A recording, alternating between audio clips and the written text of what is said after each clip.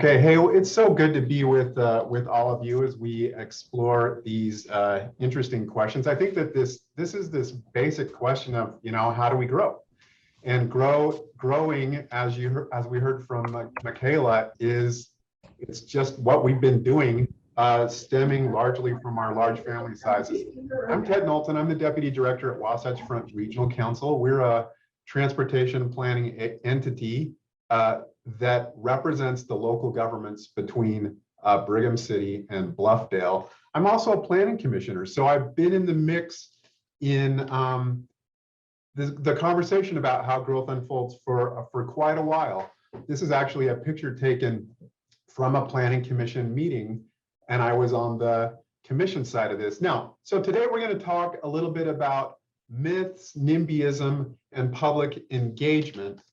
And my aim is to be pretty succinct, 7 scintillating slides, turn it over to Nichol, and then we'll have a really interesting dialogue. Now, NIMBY, we've heard this term, NIMBY, not in my backyard. It's not a person. There's not, oh, that's a NIMBY and that's not a NIMBY. We're all NIMBYs. Everybody has some NIMBY thoughts. What does that mean? Not in my backyard. It means essentially a person who is evaluating an idea predominantly on the impacts of a narrow geography and a short time frame. To be clear, that's not all impacts. That's not the totality of the way we should look at the pros and cons of a different decision. It's just a piece. That's the problem. The problem is NIMBYs turn out. They're motivated. That's good. Their opinion is valid. It matters. But when they are the predominant voices, like this picture here, to the exclusion of other voices and other considerations, it drives policy making and growth unfolds in ways that ignores the broader benefits of different potential ways that we might grow, including healthy centers that we've been talking about. Now, so what I'm going to do is I'm going to go through 4 points that as elected officials, appointed officials, planners, developers, community members, we can think of when we are confronted with the NIMBYism mindset. Things we can know, things we can communicate. I'm going to go through 4 of them. The first one is, it's just a plain fact, some decisions that we might make as communities are worse for adjacent residents, but way better for us as an overall community. That's the reality. Here are some examples. Should we avoid building crosstown trails because adjacent residents don't want that trail next to them? Or do we think, well, the benefits of that crosstown trail in the aggregate are worth it? A major park, likewise. An apartment that might bring a little bit more traffic in the area, or a change in the character, but it's near something important, a transit station, higher education, a downtown. So getting homes and jobs near each other has benefits. So these are just some examples. Key point 1. Key point 2. The NIMBY mindset is, let's say no to growth. This is a gross oversimplification, okay? But a NIMBY might think, I am afraid, and this is very understandable, I'm afraid of high intensity because it brings high impacts. True thing. So that might cause them to say, hey, I know what to do. I will reduce intensity to have lower impact. But the fact of the matter is, we don't really control how much growth happens. We control how it occurs. So if we try for the middle scenario, what we end up getting is displacement.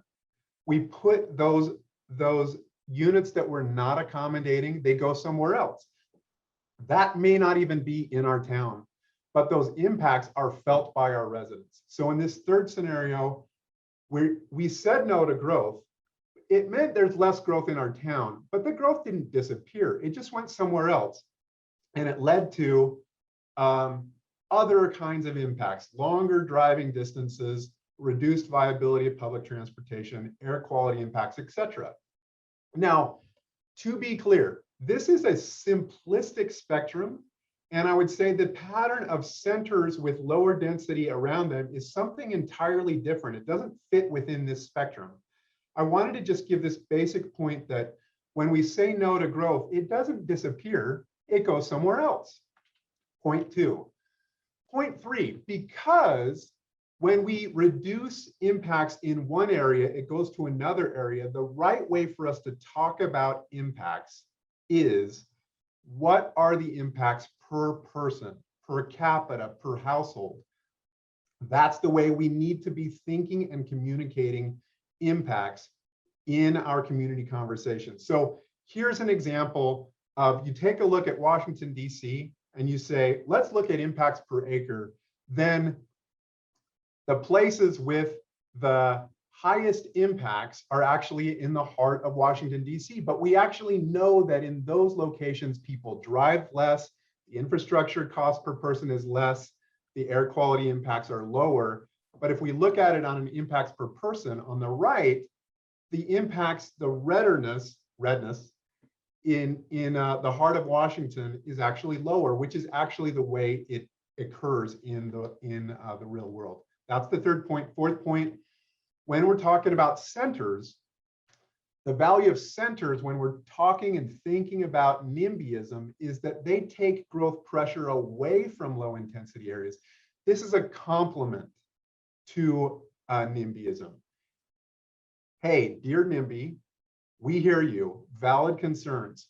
We need to accommodate growth somewhere. Remember, growth doesn't just disappear if we don't accommodate it.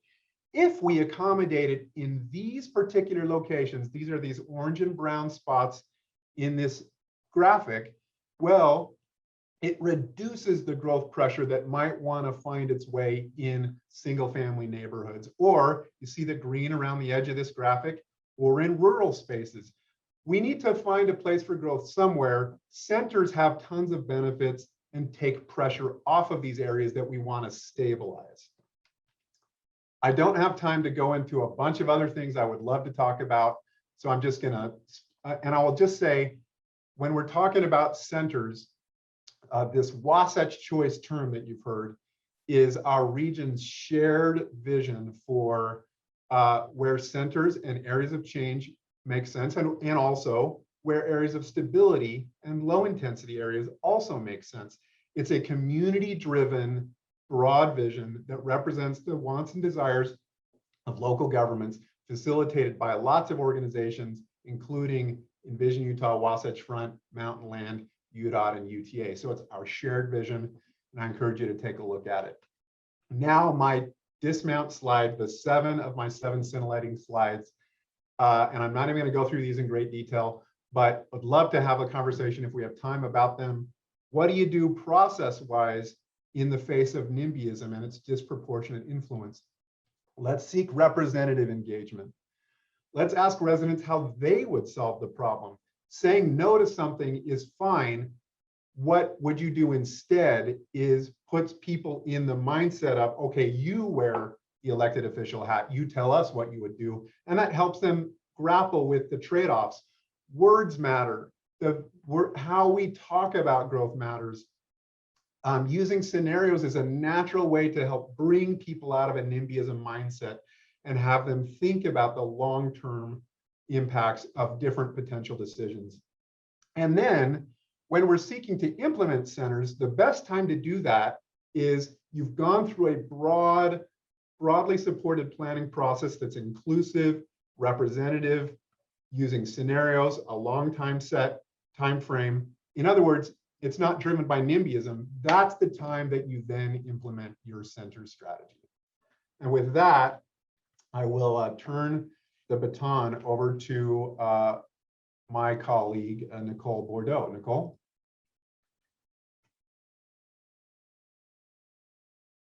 Thanks, Ted. I'll bring up my slides. That was really great. I appreciate you talking about transit, and really my presentation leads right into that. I hope everybody can see my slideshow. Let me get a heads up if that if it's being shared. Is it? No? Let's get that up. Okay. All right.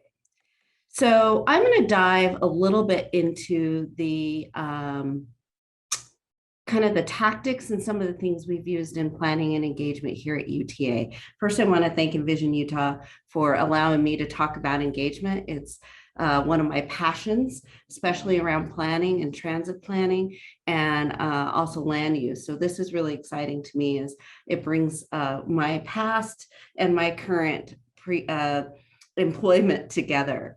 So just talking about UTA, I am the Chief Planning Engagement Office, but what we've done in December of 2020, the agency really wanted to elevate how we work with the community and how we invite them into these conversations. We wanted to elevate that and seeing that, you know, to avoid the NIMBYism, how do we engage? And really my team you see here is really the people's people of the agency. And we work really hard to make sure that we think about the customers and the community, as well as the people that are impacted by our decisions and planning and moving forward with our service that we provide. So challenges, I'm going to get a little bit into the details, like I said, into the engagement piece, but you've heard a lot about this, is opposition to change. People feeling, you know, this is low impact versus high impact, but really it talks about neighborhood identity. And even some of the questions were, well, where does low impact have a role and where does high impact density have a role? And I think what we've seen as a challenge is there's a diversity of opinions, but there's a diversity of need.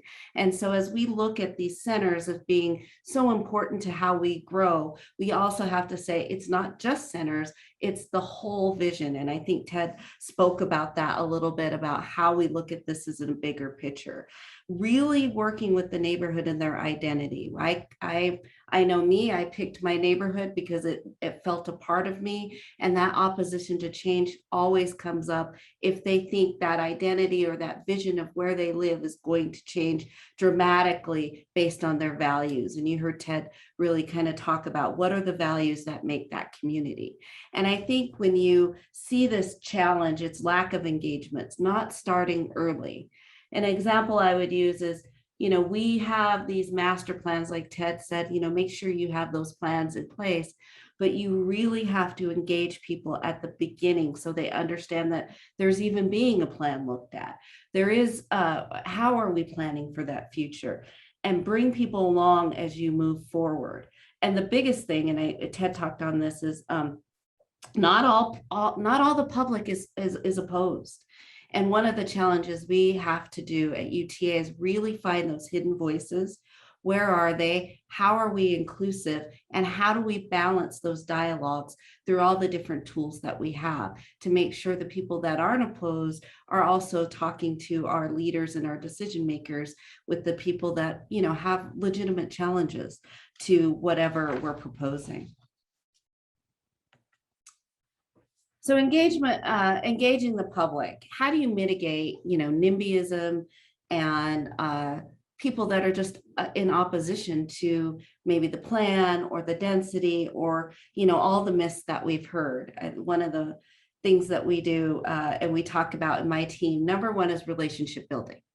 Relationship building and engagement is the number one priority. Trust needs to be built with your stakeholders, but also your community members and those people as we diversify that aren't actually at the table all the time, bringing that in. And how do you do those relationships? You look for the leaders in the community that they can trust. Make sure that you're being proactive. Engagement takes time and resources. And one of the things that we've been doing at UTA is making sure that that is a resource that's planned for, is in all of our planning documents, and that we have the time to bring the community along. And it's not an afterthought of, oh, we're going to just tell you about our service changes, or we're going to work with our, you know, stakeholders, but not really tell the community of where we're going. I've talked about this and continue to talk about this, is finding those hidden voices in the community, broad and inclusive community building. How do we build those relationships? What are the tools out there? Who are the people in your, even within your community of transit planners that are ambassadors to kind of demystify some of these myths? If we say that crime doesn't come with the center, well, who's the trusted voice in the community that can actually give that data to the opposition, that works with the community, that can show those stacks, and that data can be actually trusted? We know that just pure data does not work with the community. They need to have a trusted voice, a relationship that feels like they can connect that data and those strategies together. And also acknowledge the challenges and struggles that the community face with any kind of change. What are we hearing? What are we not missing? There's things that we don't know when we're engaging people. I'll give an example. You know, we moved our VIA, which is our on-demand service, and reduced flex routes. We had to hear from the community in some of our public hearings that, hey, your vans that you're using don't support our heavy mobile devices. That was something that we missed in all of our planning. So that was something that needed to be mitigated. But if we didn't have those people at the table, we would have never known. And that would have just continued that opposition to the change that we were doing. And that really leads to addressing myths and questions head on with transparency and clarity. Being transparent about what the voice the public has. Is it that they get to actually change or provide feedback on a plan? Do they actually get to change services in the community? Or is it just an informational process and we want to hear what we missed? This has to be very important to help with expectations and building that trust throughout the strategies. So finally, I just, examples from transit of good planning. One of the examples I will tell you is at the beginning, we were doing our 2015 program and we did great to hit some of the community. But there was a big opposition to tracks. This is 20 years ago. And we have a photo of someone holding up a picture that says, tracks kills babies. And we all laugh at that, but it's also a reminder of how do we really approach the opposition to planning. And since the 2015 program, elevating engagement at the beginning, we've seen a huge difference in working with our communities of where they're opposed to some of our service changes, opposed to some of our capital programs. And that's really about being early on and finding those hidden voices. So I'm going to stop there and ask people if we could have some questions and dialogue moving forward. Hey, thanks, Nicole and Ted. Obviously, these are things you've been thinking a lot about. Nicole, if you want to just stop your screen share, we can all get back into our main room here. Yeah, it won't let me. So if you can, that'd be great. I think I can. Yeah, we ran into this. All right, there we go. And just a note for everyone, the way we're going to do this, just to keep from talking over each other, is let's just use the hand raising function on here, and I'll just ask people to unmute themselves in the order that I see those.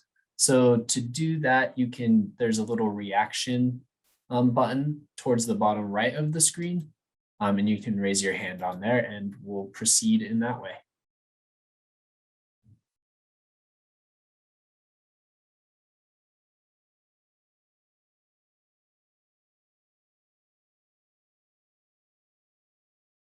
So I'm seeing Justin K come up here. Go ahead, Justin. Hey, thank you so much. Great presentation. I'm actually really relatively new to Utah. I just moved here from Indianapolis. So I've been really impressed just with how much conversation has been happening in this space. Because I've seen things like in Indianapolis with bus rapid transit, they implement it and then they start scrutinizing it within the first 6 months of implementation from a budget standpoint. I think about the work of like the missing middle, and often demonstrating projects that are already successful. So if we're thinking about transportation, maybe highlighting a community that's really benefited from busing, or maybe a pre-1940s community that's, originally had mixed housing use.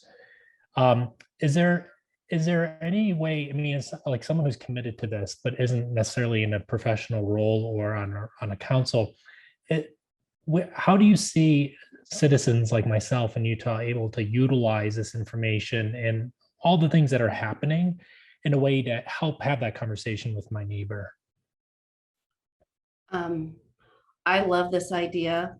We, again, thinking about the ambassadors, right? And how we as professionals can provide you with some of these successful and data points, but really building on those communities that are in support of transit. We have a couple of groups that are all about transit. We follow them on Facebook. I think one of them is UTA Riders, and working with them to say, have some quarterly meetings just with my engagement team.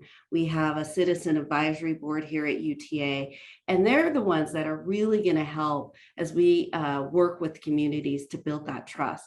So my suggestion would be, one, come to the professionals for data or information that you feel like you need, and then see how we can help support what you're doing in the community to really talk about the benefits in there. And that's really what builds that confidence throughout as we make change. And we've seen it.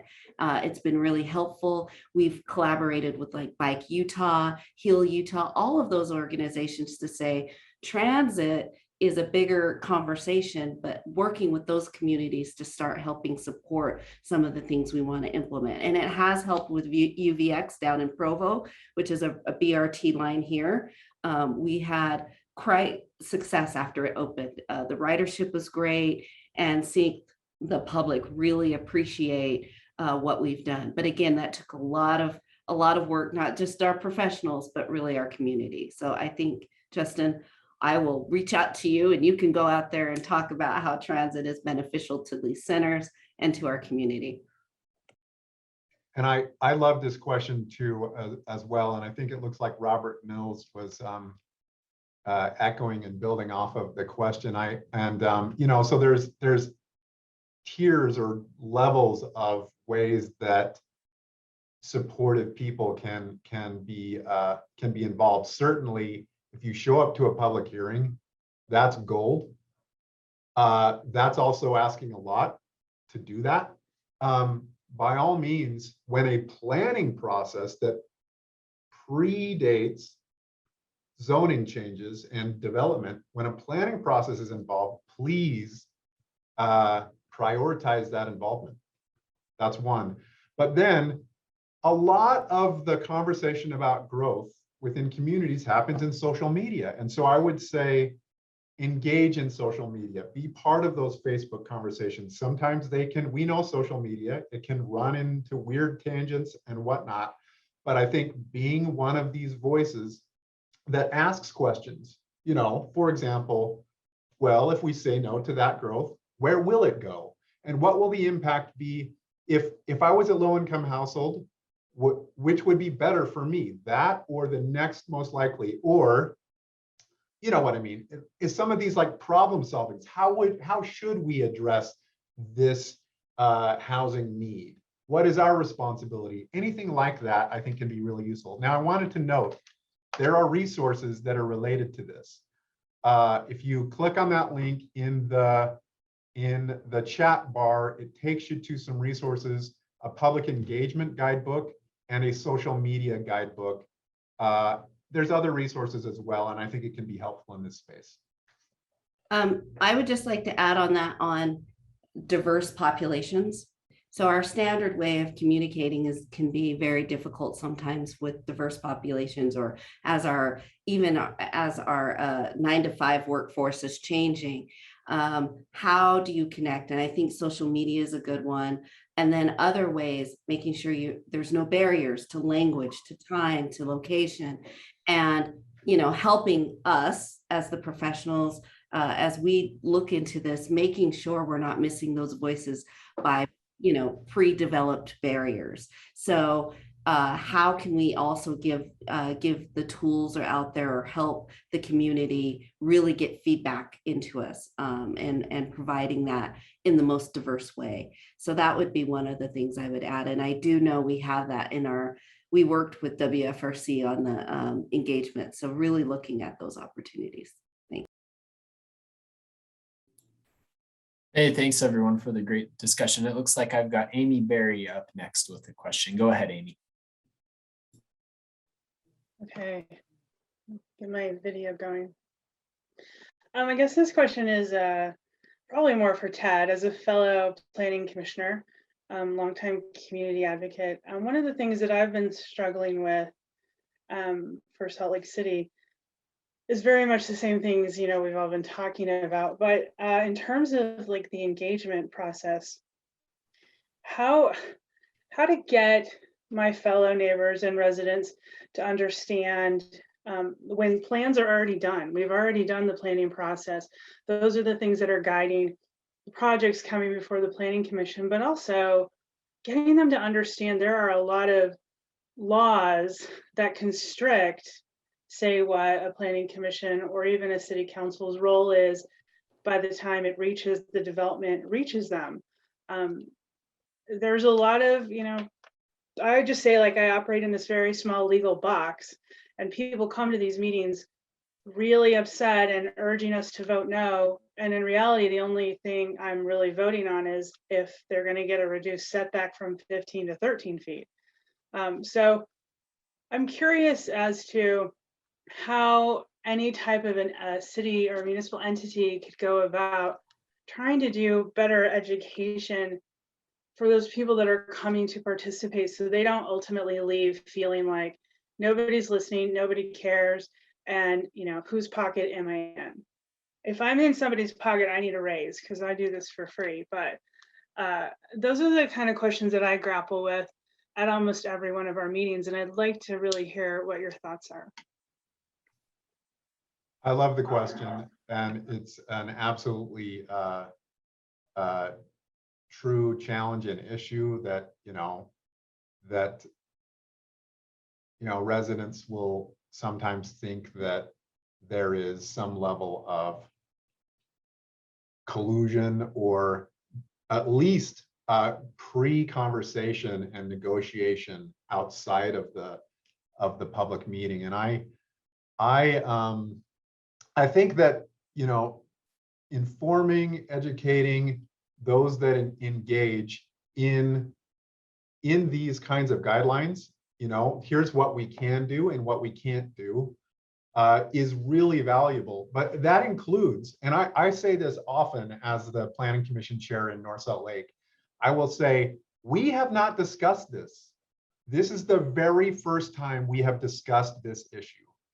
There has been no discussion. We discuss everything in the public eye to be transparent. I will say things like that. And I will also just clearly say, or sometimes I'll even ask staff to do it. Can you remind us what our authority is on this, and then let them kind of lay out, yes, you know, it's a conditional use permit, and therefore this is the way state law frames a conditional use, whatever it might be. And I think that kind of process and legal education is part of what we should do as elected and appointed officials to help people understand the context of what we can and can't do. So I love the question. I think it relates to something that you've undoubtedly been working on as a commissioner in Salt Lake. Amy, I would just like to add, as we see this in our planning for service changes and transit, it's really beneficial to talk about where these plans come from and building expectations of what that feedback and what role not only the elected officials have with you and Ted being on the Planning Commission, but also where we need the voice. Because a lot of times at the beginning of our planning or beginning of our land use planning and all of that, it's harder to engage feedback from people until we're further down in the process and those changes are now in front of you and there's a limited scope of change. And so we try to make sure that the expectations to the community of here's what we're asking for, here's the role of your feedback, and then making sure they hear that loop of we heard what you said, here's what changed based on that, and here's what didn't change and why. If it's a limitation to legal, if it's a limitation to resources. But I think if we do that, it has to be really at the beginning. And then also you have to have that feedback loop of here's your role, here's our role, here's the planning commission's role, and here's where it's going to go through the process. But this really emphasizes that beginning work on the engagement at the beginning, because we lose a lot of voices in just the planning piece. And then when we're in the decision piece, everyone's at the table. So it really is about starting early and setting expectations for us.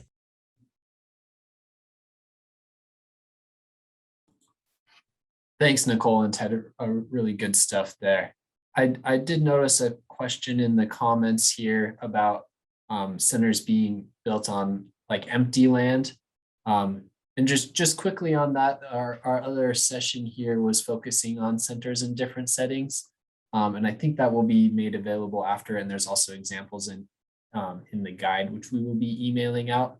But centers can be developed in kind of new unbuilt land, kind of like what we've seen in Daybreak. Or there's also a lot of other contexts where it's, maybe an old industrial area that has an opportunity to redevelop as a center. Or in Utah, we have a lot of kind of historical centers as well. Ted, I'm not sure if you saw this one in the chat, but Krishna had a question about kind of the legal implications of balancing individual property rights with community interests. Would you like to just briefly touch on that?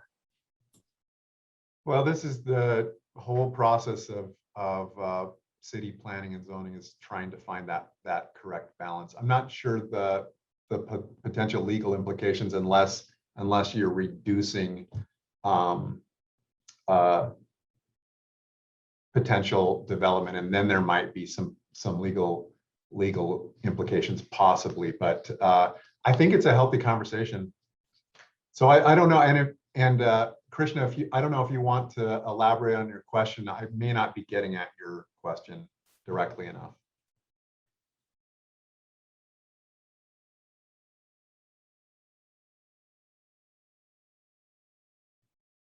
So.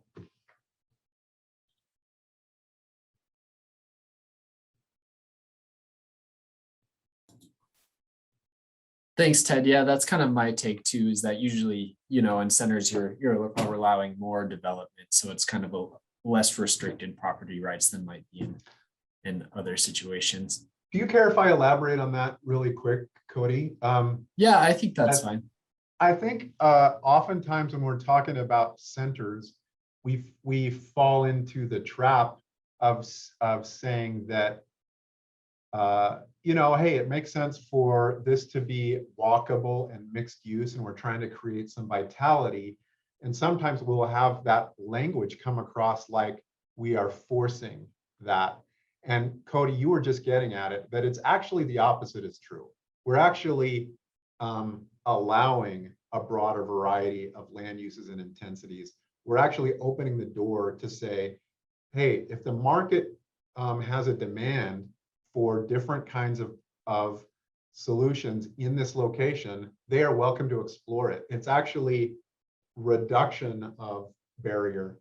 And maybe not everybody likes that story, but I find that the planning community often falls into this trap of coming across like these things are being forced, and it's totally the opposite. It's very much allowing and saying, hey, if the private sector has that interest, you're welcome to explore it. And you don't have to, you can go lower density as well.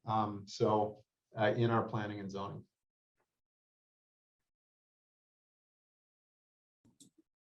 Thanks, Ted. We've got a couple of questions coming in. Would either of you be able to speak to kind of the equity impacts of the placement of centers and kind of how the benefits of those centers are distributed? Yeah, Nicole, I've been talking a lot. Do you want to start? I have some thoughts on this for sure. Yeah, I mean, how did the displacement or some opportunities of making sure that we're including that? I think a lot of that, I'll defer to my true planning people, but is really zoning. And I've been, my previous job working with the city is looking at how we develop those centers that are within the community's needs, right? So it's not somebody coming from out putting something into that community. It's really working with that community to say, what kind of center do you need that still supports that culture? So one of them, you think of Rose Park and North Temple and Norte, as they call it. That was really a community effort to say, as we're working on this community, what are the needs? Restaurants, coffee. They didn't have a coffee bar. They asked for some open space. And so it's not about displacement, it's about growing that community and that culture. So Ted, I'll let you do that, but that I love the North Temple kind of ideas that's moving forward. I think the impacts of gentrification on existing lower income households is a really important concern for us to get at. The displacement can happen in two ways, right? One way is through development. Development displacement to date in Utah is pretty minor, data-wise. It could grow, but it's relatively minor. The displacement that happens more often is through I would say actually through lack of development. Let me explain. Price increases, people coming to an area and saying, I want to be in this location that has a lot of amenities and is close to where I want to be. And they're bidding for units, but the units aren't growing. And so the bottom line is you get significant price increases and the price increases displaced. So both need to be attended to. But saying no to development out of fear of direct displacement, which is a valid concern, and there are mitigating things to deal with direct displacement, and they should be mitigated. And really quick, Salt Lake, I think, is doing really good work on that. But saying no to growth out of fear of direct displacement can lead to the other kind of displacement due to high price increases. And I think that this is kind of the dynamic that California started to grapple with, is they've kind of just basically said, well, we can't have growth in our historic cities because of displacement. But why is there all this gentrification? And then they're wringing their hands. Well, there's gentrification. Maybe these things are actually related to each other. That's a really interesting point, Ted, about kind of the competition element of displacement rather than just the kind of development of new housing units. A question on here that Andy had that kind of reminded me of a question I had as well, was about how to get public input from people who are too busy to attend public meetings and open houses. And I'm going to tag onto that, kind of how has the pandemic changed the types of engagement that you do, and how do you get kind of a quick bit of information from people and kind of different strategies. I can talk on this because it was really important during our service changes as well as fare changes during COVID and strategies. So one of the things we saw was meeting people in all different diversities. So Zoom has been very helpful for us on public meetings and open houses where people can come at different times.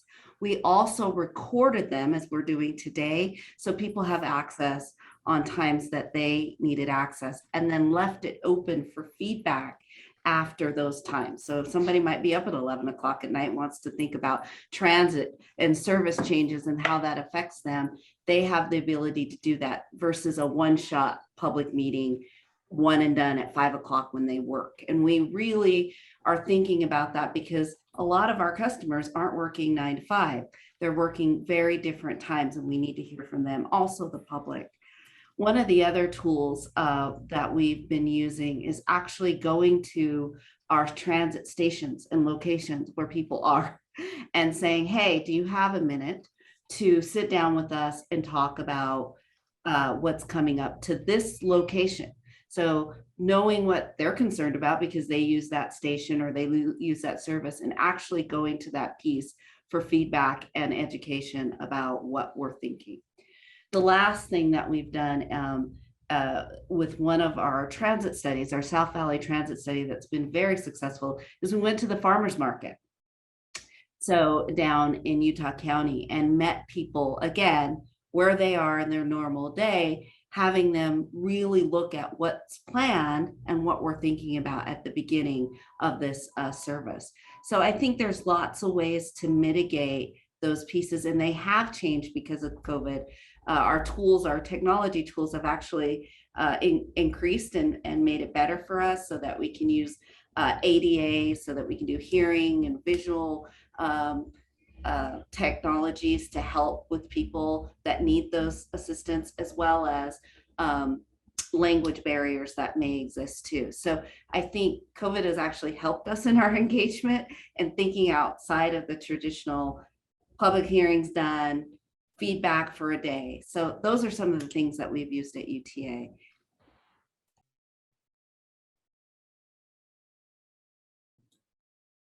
Thanks, Nicole. I figured you had probably been thinking about some of that stuff. We've only got a couple minutes left here. We're going to drop off at 11:30. So I think I noticed, Ted, you've been answering some questions in the chat here. Thanks for that.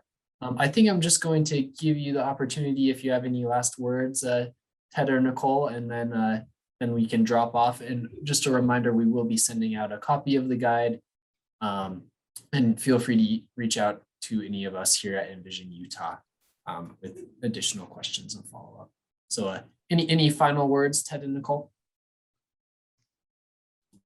I would just like to say thank you and thank you all for your appreciation for engagement and really working with the community. I think if we all take that vision, we are really going to be able to make our community better and have that sustainability and livability that everyone wants.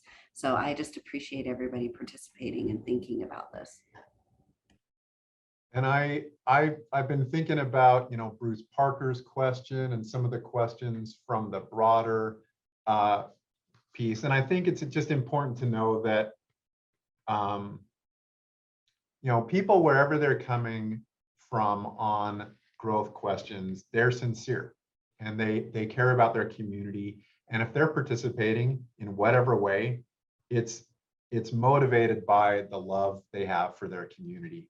And I think it's really important for us to remember that.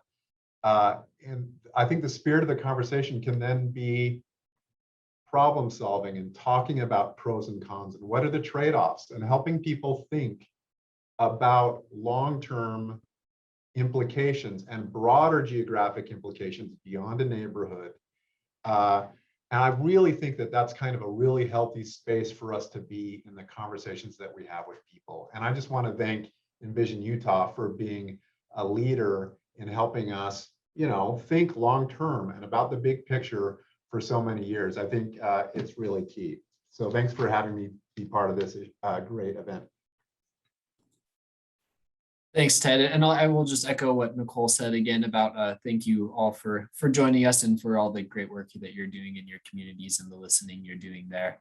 I think the main, whoever's controlling the central, not the breakout room, has control over when the meeting ends. But feel free to drop off now. I'll drop my email here in the chat if you need to follow up on anything. But thanks for joining us and have a great day. All right, well, hi and welcome everyone. My name's Leota and I'm an associate planner at Envision Utah. And we're really excited to have you all here today. We're going to be discussing centers in different settings with Mayor Daines, Mayor Peterman, who I don't think they've made it to the room yet, and McCutcheon. We're going to do the 3 presentations first and then do a Q&A session. So if you have any questions, you can put them in the chat window and then we'll go from there, but I'm going to hand it off to Mayor Holly Daines to get us started. All right. Hello, my name is Holly Daines. I'm here in Logan and delighted to be with you today. And I know I just have 5 minutes, so I will quickly go to my slides and share them, and we'll talk a little bit about Center Street. Can you see those all right and full screen? Yep. Good. Great. All right. Center Street in Logan. 4 years ago, this is what it looked like. It was a very car-centric street. It had old, narrow, broken sidewalks. It was just not really that appealing. There were a lot of vacancies. If you look at, let's see, now I'm sure I can advance. There we go. So there were a lot of vacancies, buildings for sale. You can see on the right, you know, just empty upstairs, broken windows, boarded up, really unappealing, you know, cars in the pedestrian alley, just nothing very charming about it. But the one thing it did have was it had a few little local businesses, a couple of little restaurants that were trying to get started. And so when I was elected 3.5 years ago, the first thing I did was go and talk to those business owners along the street. And I said, you know, this street has possibility. I said, would you like to work with us to do something to create one of the centers that we've been talking about? And they said, we are willing. And so we talked to them about creating a special assessment area. So, and decided to redo the entire street. It was a full block.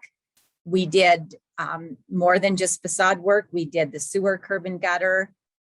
We did a traffic signal at one end, but the owners actually agreed to join in a special assessment area, and they paid altogether $350,000 of the cost. They're doing that, you know, over 10 years on their tax bill. So that has been, we had buy-in from them from the beginning. And being one of the, you know, it's a Utah block with wide streets and those Platte Zion blocks that are very large. So one thing we decided to do was take footage away from the road and make the sidewalks wider. That was one of our main goals, was to make it more pedestrian friendly. So we took out the whole street. And one thing, when we dug up all the old infrastructure, there were old trolley tracks there.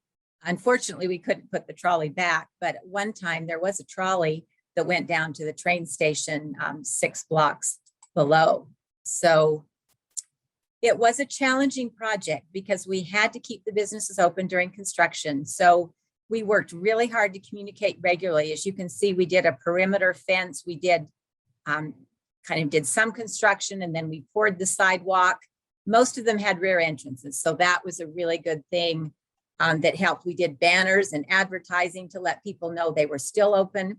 I mean, business did go down a little bit, especially during the first few weeks of construction. But then as people figured it out that, oh, I can still get to this business, you know, they came back to the businesses, and it was interesting to bring their kids and look through the construction fence and see what was going on.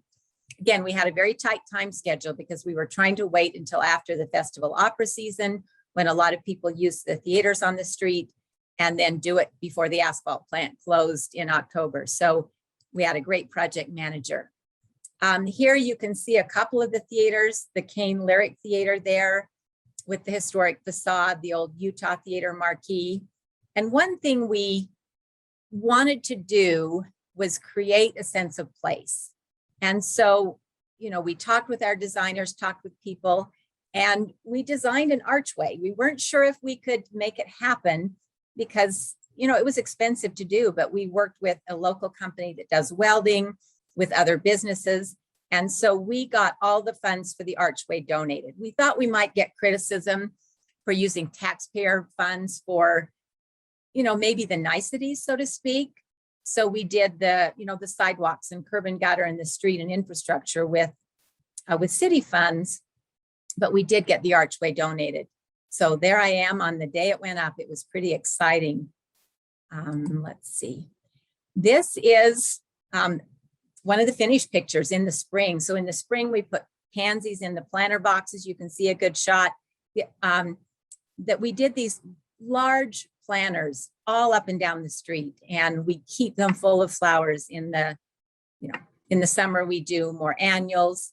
You can see we did umbrellas, and the project actually paid for the street furnishings. It was fairly expensive street furniture. We wanted it to be nice, but it had to be heavy enough and sturdy enough that it could stand up to weather and not having people walk off. But we put umbrellas in to start with. They got blown. Most of our umbrellas got ruined. So after the first year, we said, okay, business owners, you put your own umbrellas in. But that's a spring shot. There's a summer shot with Center Street, and the beautiful hanging baskets that some of the businesses have done. We also have round planters there to go with the benches, the pretty, trash cans. And you can see the finished archway. One thing we realized after we put it up is that you couldn't see the letters very well. So since we took this shot, we put a black panel behind it so you can read the lettering better. But it lights up at night, so it makes it exciting at night. And just a summary of, this was our guideline. Oh, whoops, typo. Our guideline for downtown. So now we're creating a center block plaza.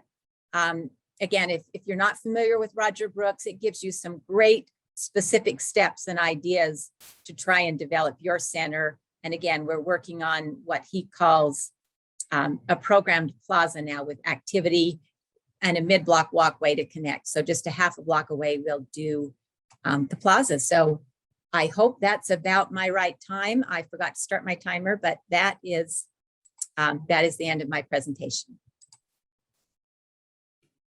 Thanks so much. It's really exciting to see. Next, we're going to hear from Mayor Peterman of Helper.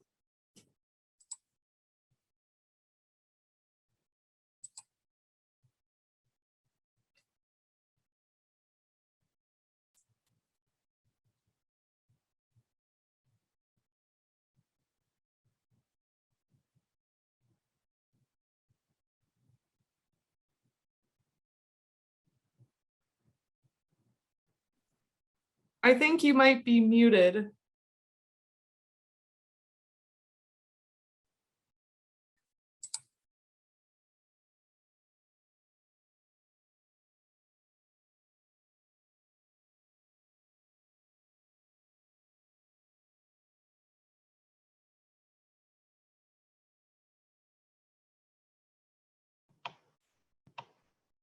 How about now?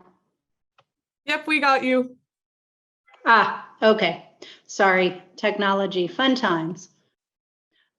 So I'm Lenise Peterman. I'm the mayor of Helper, and hopefully you can now see our slideshow. I wanted to start with a little bit about our history. We're a small rural community located about 2 hours south of Salt Lake City. We're named after the Helper engines, which were used to pull heavy coal loads up the canyon. So we were a true melting pot of Utah, 27 languages spoken at the turn of the century on Main Street, heavy labor needs for mining and railroading, which attracted a great deal of immigrants to the area. And we have a lot of community pride, even though we're small, about 2,100 people. We're proud of who we are and actually what we're doing. Much like a lot of Utah, we went through some tough times. We were overly dependent on energy as a single source economic driver, and it led to a decline of our Main Street businesses. Most of the buildings were actually unoccupied from the 1990s until about 2015. Of note, the carbon power plant actually closed in 2015, which was sort of another blow to the community. But we worked together in an SDAT event, and that's a Sustainable Design Assessment Team Grant, and that really energized the community for what we're doing today. So as we look at what's going on, we're looking at not only our present, but we're preserving that past that we're so proud of and moving towards the future, knowing we had to implement changes to be a sustainable community.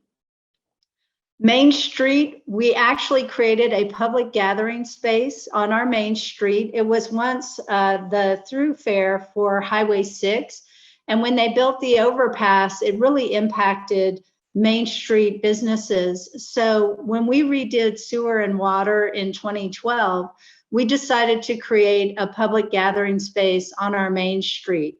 What is key to that is the street design was actually designed and built by the community over 9 weekends with volunteer call outs.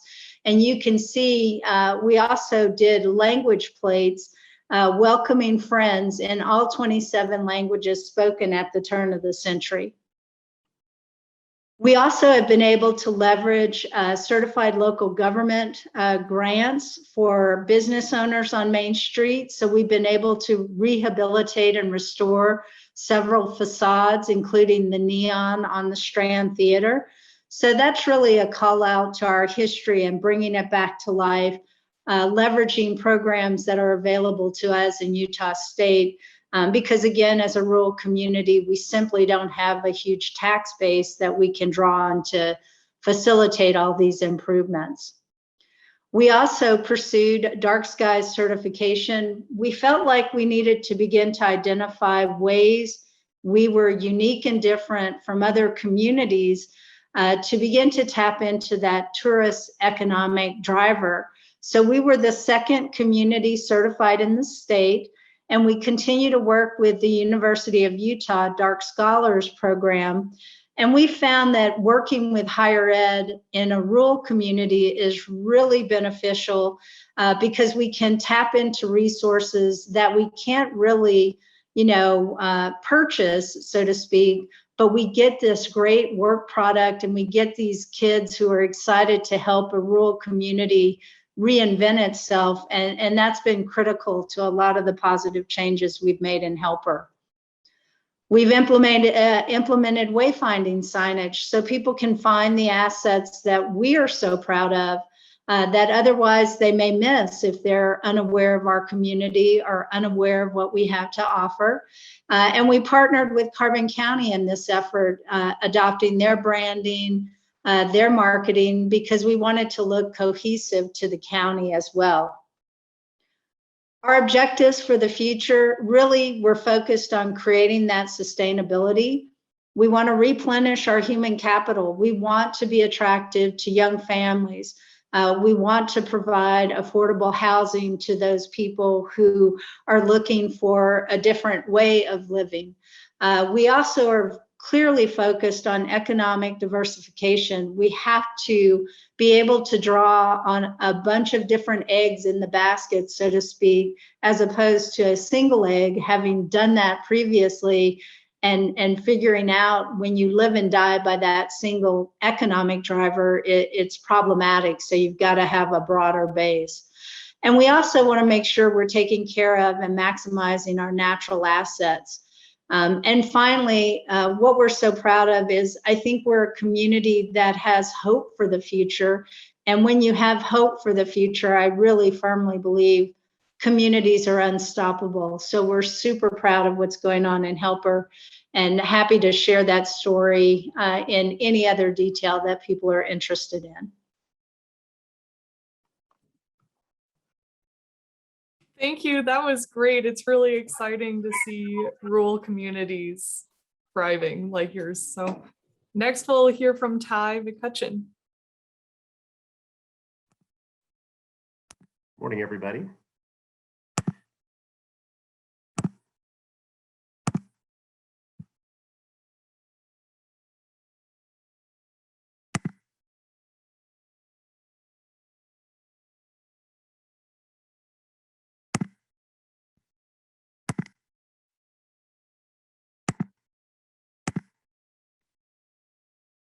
For my presentation this morning, I thought I would walk you through a few of the experiences and lessons learned that we were able to glean from the last 15 years of development within the Daybreak community.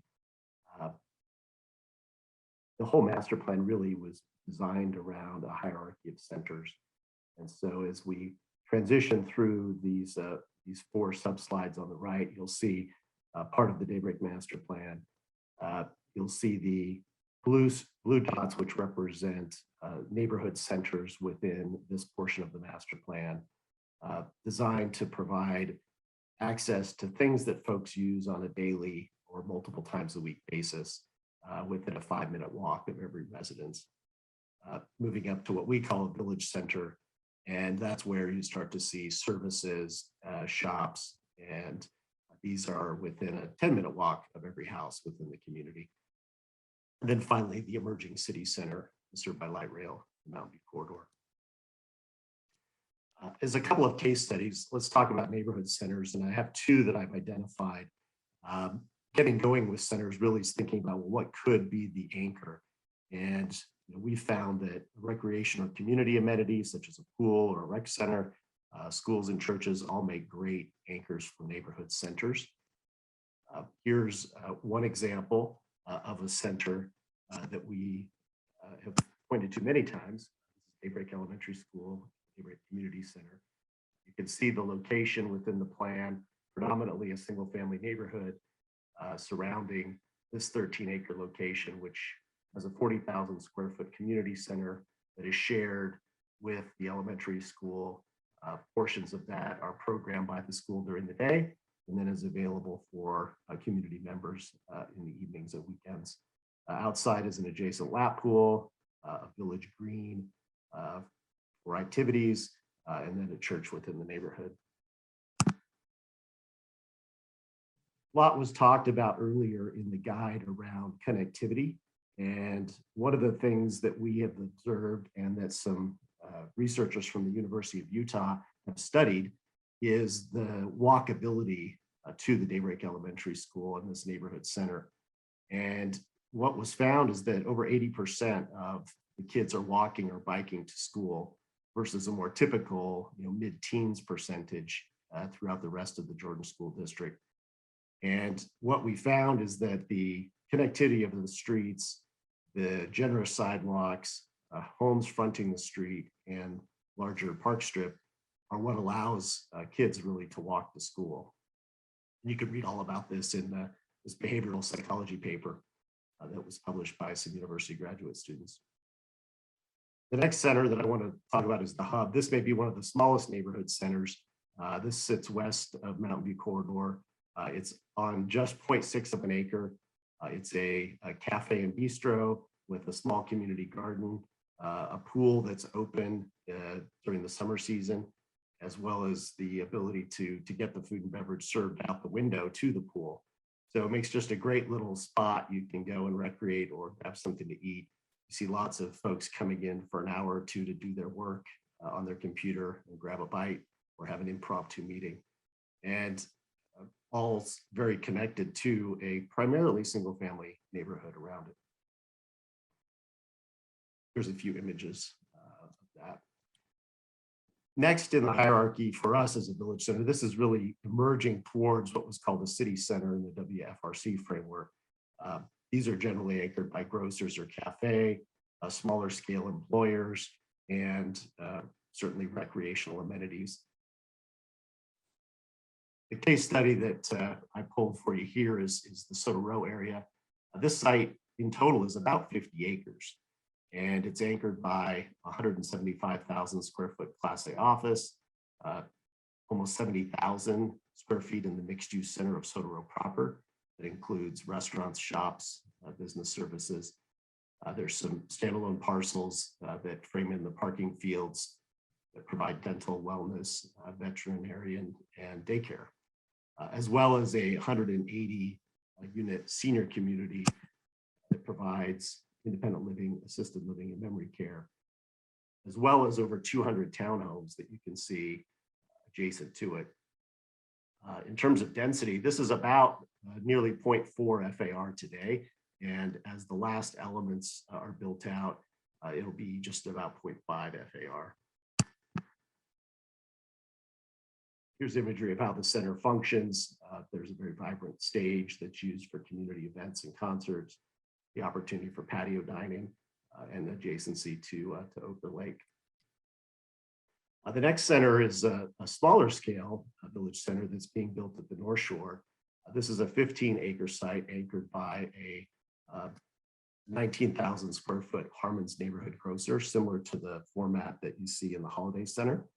a 16,000 square foot Main Street retail with restaurants, and about 250 for sale and for rent residential units, again, at about 0.5 FAR. Last thing I would share with you is some of the key considerations as you're building greenfield developments versus, retrofitting some of the historic centers that our mayor shared with us. Getting the sufficient intensity on day one, but still managing the transition. This is one of the key considerations. You can see here the townhomes in Soda Row in the top image, north of 30 units to the acre.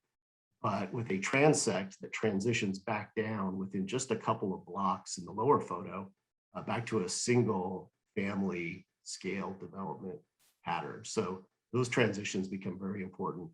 The other big thing I would highlight that's a challenge in a character play is how do you balance the economics in a greenfield? So when you want to work with local businesses, many times the credit of the tenants isn't as strong as some of the national chains. And so that's something you have to take into account. Another thing is parking, which was discussed. For the most part, structured parking is very difficult to achieve in these settings without some type of government financing or assistance because of the cost. And then finally, I would point out, many times we see adjacent uses versus true integrated uses because of how projects are financed.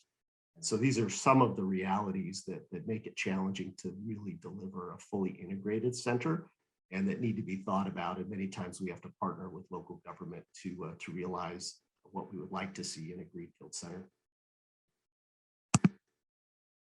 Wait, that's my introduction. Look forward to answering questions. Thank you. Awesome. Thanks, Ty.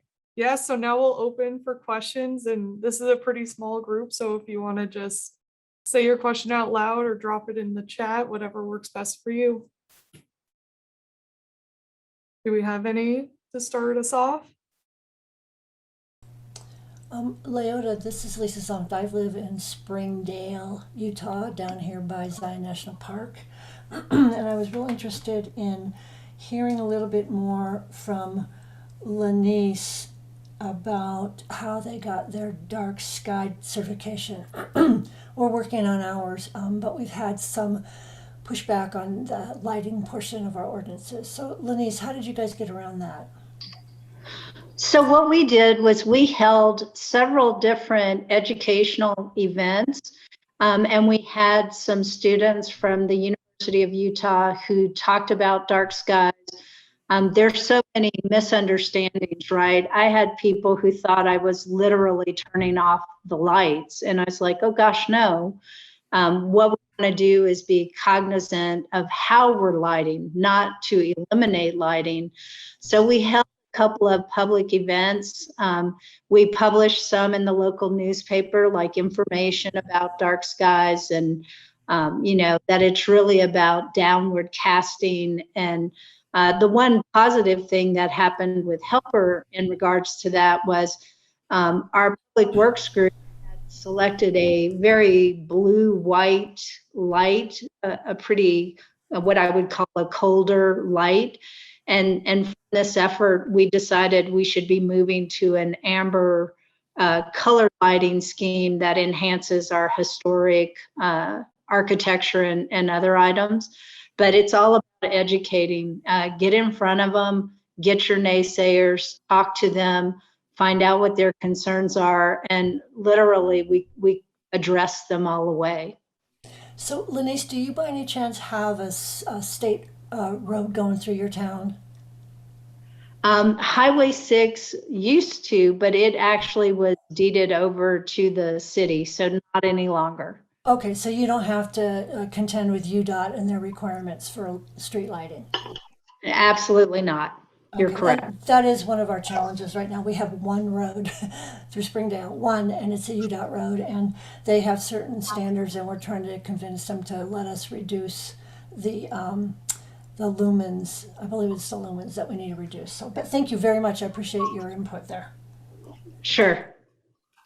You have a follow-up in the chat asking, how did you move from working with the university students to taking action on their reports?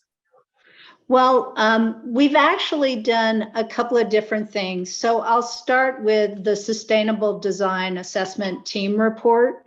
So we received a plan from them on steps we could take to address economic challenges, beautification challenges, and so on. So what we did when we approached universities, so we utilized actually USU out of Logan to help us with a master design plan. We shared that report with them and said, hey, we have this report, please don't duplicate it, but can you give us something to supplement it that breaks things down into projects?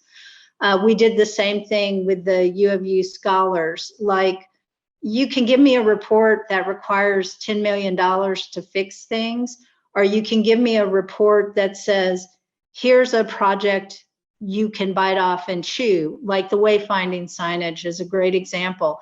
Those were actually designed by the USU students, and it was consumable enough where I could go out and get donations, which is how we implemented it. Because I was like, if you give us something so large in rural Utah, we're paralyzed, we can't do it. But if you can chunk it out into smaller based projects where we can continually show improvement, that's how we've been able to do most of everything we've done. Lenise, can we get get a copy of your report that came out of the Sustainable Design Team Grant? Sure, sure. Yeah, I'd be happy to share that. I guess it's really big is the bigger dilemma, but I'm happy to drop it in a Google Drive and let people pull it, because it's really the blueprint we've been operating under with all of the student work, just really helping to identify smaller subsets of projects that we can undertake as a community. Is it by any chance on your city website? Our USU report is. If you go to helpercity.net, you can see the USU design assessment report, our master design plan. And you can download that. It's also a really big PDF. So, thank you. Do we have any questions? Other questions? Leota, I have a question for Mayor Daines. Awesome. Mayor, thanks for sharing, and thanks to all of our speakers for sharing these stories. It's really, and it reinvigorates me as a planner to see these things come together. The situation in that center, Mayor, is so unique because it already had buildings that kind of fit the urban, walkable nature that they needed to. Which, often it's trying to inspire that type of architecture to really implement a center. I'm just curious what you've seen since. Have you seen a lot of pressure from developers to infill in that center? What are you seeing now? I think you're muted, Mayor Daines. There, can you hear me now? Thank you. Our next project, we tried to do, we have a big open parking lot kind of behind that Center Street project.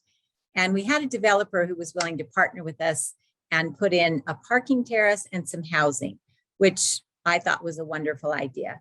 We met with a tremendous amount of resistance on that. Again, so we were trying to do some infill there. Because of this project, we do a block away have about 175 new housing units going in. They'll probably be finished in 3 or 4 months, which will be wonderful. Again, they were excited about this walkable area. Again, a little bit of resistance on some things, but we are going ahead with our center block plaza. Again, taking down a couple of non-historic buildings to give us some area to do a public plaza, a gathering space. But we did have that historic feel that we haven't lost downtown. And so we're trying to build on that. So yes, we are seeing new investment downtown, definitely on Center Street. And now some others are talking about being interested. So it has been successful, and it is slowly driving other projects.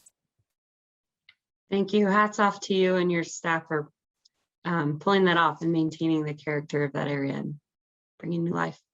That's Thank awesome. Do we have any other questions?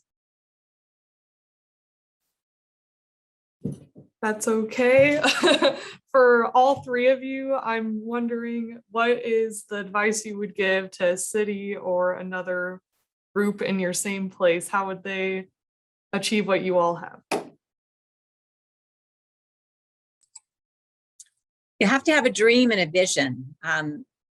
And then you have to fight for it and be really tenacious, because it is hard to sort of get past the status quo and what people are used to. And, you know, we had people that were concerned, oh, the traffic won't flow through there. It's going to back up and, you know, it'll be hard to park. And again, the merchants didn't want to get rid of the parking. So we kept that. We did lose a few parking spaces in the design, but you have to have a vision, be able to help others visualize that, and then get others in your community on board. So, and I've been fortunate to do that.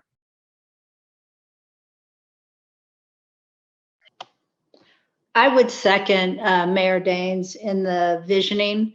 I think it's important. We adopted a strong change methodology process when we designed our main street. So we hosted a multitude of community meetings, and people felt valued and they felt like they had input. And then the fact that they built it themselves is a real point of pride with the community. So they love talking about the main street because they were active participants in what we did.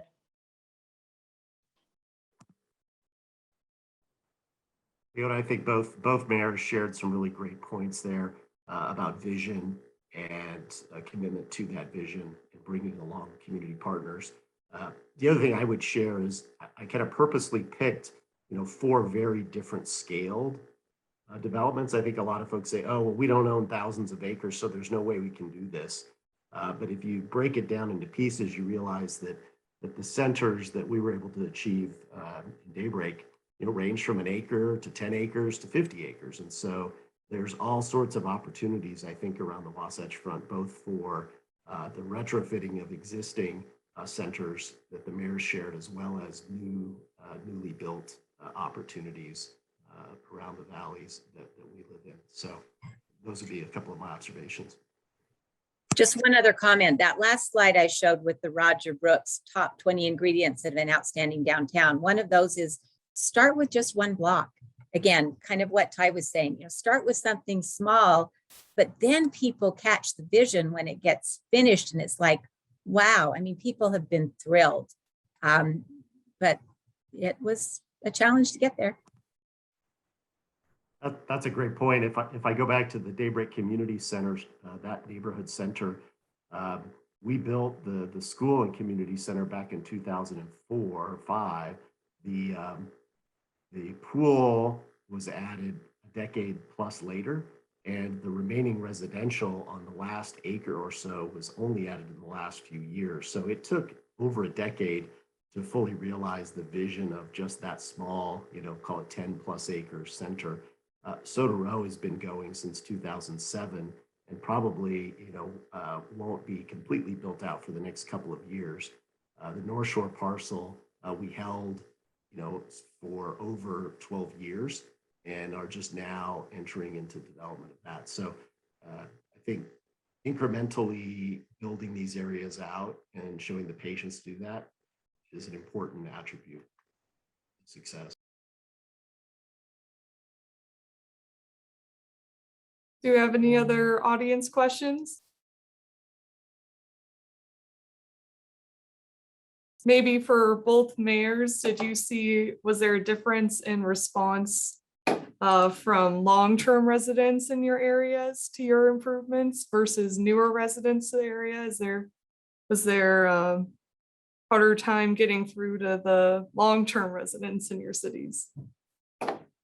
You know, I did have some longtime retailers that have lived in the city forever, and they've done wonderful things, but they really wanted to see more retail downtown. And it's like retail, I mean, niche retail will work if it's interesting, but everything gets delivered to your porch. You have to do something different to attract people, the experience, the dining. And, you know, that was an easy sell to younger folks. Again, some of the old timers that owned a lot of property down there, they still aren't. I mean, they like Center Street, but they're still a little concerned that I'm taking down a couple of buildings to do a big gathering place plaza. So I think in Helper specifically, I am fortunate to have a huge contingent of artists, nationally known artists on our main street. The challenge for me was getting to have the artist community connect with a more blue collar community and to see the value that each of them were bringing to the table.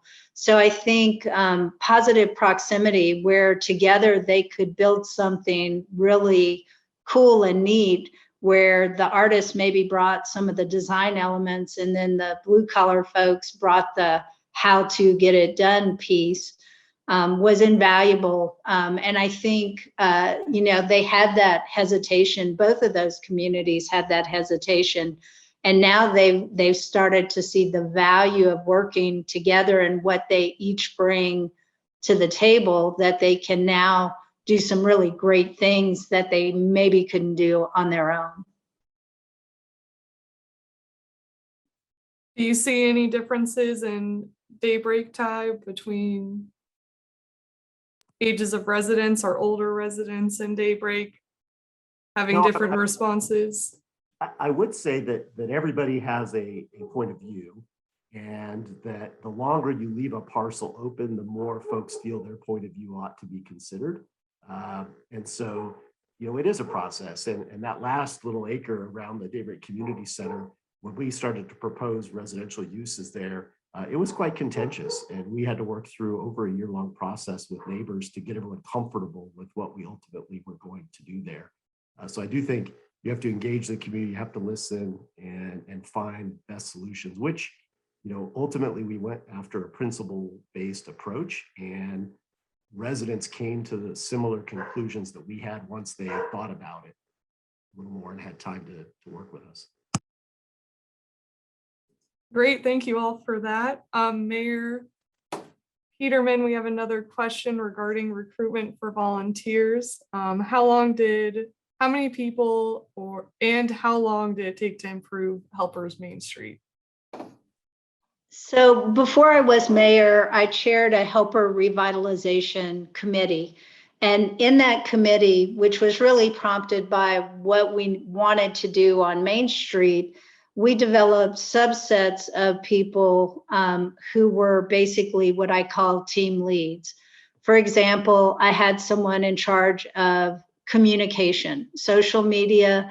A lot of my citizens are older, they're not on Facebook. So we came up with plans of, you know, dropping things off at houses and knocking on doors to encourage participation. So the design phase actually took quite a number of months because we had a lot of people with a lot of ideas. It was awesome to see, you know, 5 different groups of citizens, you know, throw in and say, I'd like to see this on Main Street. It finally consolidated into 2, what I would call final designs that the community voted on. And then after the vote, it became the game of where do I find the money to actually implement what we've dreamed. So we were fortunate. We received a one-time state legislature allocation to work on Main Street, which we essentially doubled with volunteer efforts. But what we did was we had that core group of 7 leads on the revitalization committee. And then from there, we just started working with people and what skills they had and what they could do. Which led to, for example, one lady was a phenomenal planter, could design, you know, what types of plants. And we had a tree committee and they decided what trees we would use. And to that end, it took, once we had the funding and the materials in place, it took us 9 weekends of Saturday, Sunday work with volunteers in the community to build the gabion benches, the planters, to do the planting, to lay the gravel and everything. So all in all, it probably took us about 1.5 years from start to, hey, we're done. This is, well, we're never really done, but this is where we're at now, so. Awesome. And I think we're just about out of time. Do our speakers have any closing thoughts or final words to share with the group? It does take time, and that can be frustrating. Again, it took us a couple of years by the time we talked to all the businesses, develop plans, involve them in that. But so you have to be in it for the long term.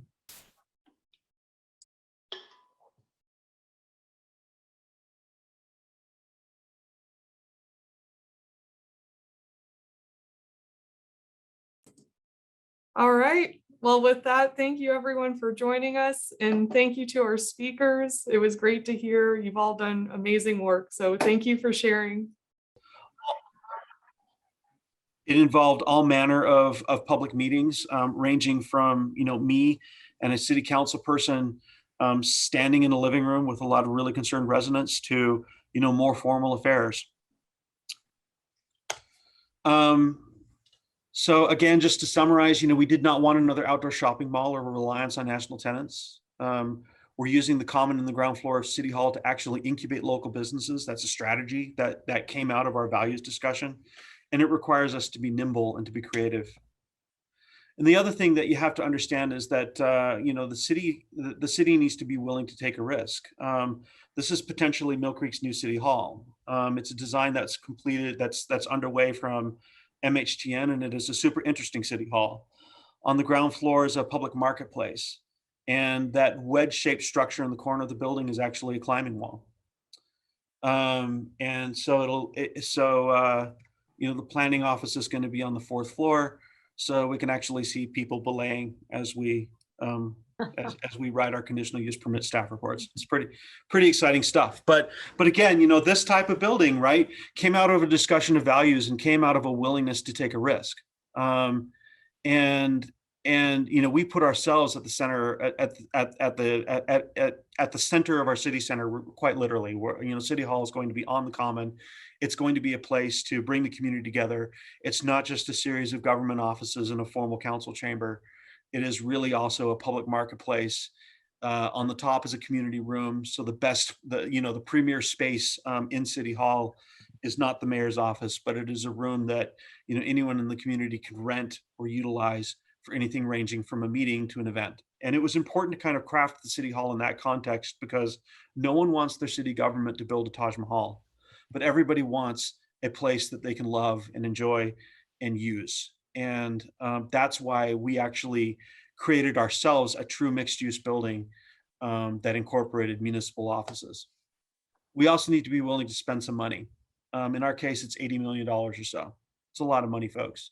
But if we're going to expect high quality development in the city center, we need to back that up with willingness to actually do some of this ourselves, right? This is not a case of where if you plan it, they will come. You actually have to, back it up with a significant public investment to make sure that you get what you want. And that also helps you control land. That's another thing that you can do as a city to, derive a better project, right? The form-based code is great. It's a great tool, but all the better if the developer needs the piece of land that you own. So set high expectations and create some transparent processes. This is an interesting building. The commercial spaces are actually going to be filled by existing Millcreek Highland Drive businesses that are voluntarily relocating into this new building. So to that end, we worked on a form-based code, and the form-based code created predictable standards and predictable processes and predictable approvals. But again, it's part of the expectations game. Part of it is not just a reliance on the code, but giving developers a chance to catch the vision, because it does make code compliance easier. In our process, we actually had our designer of the Millcreek Common set up a palette of building materials that would be compatible with the common.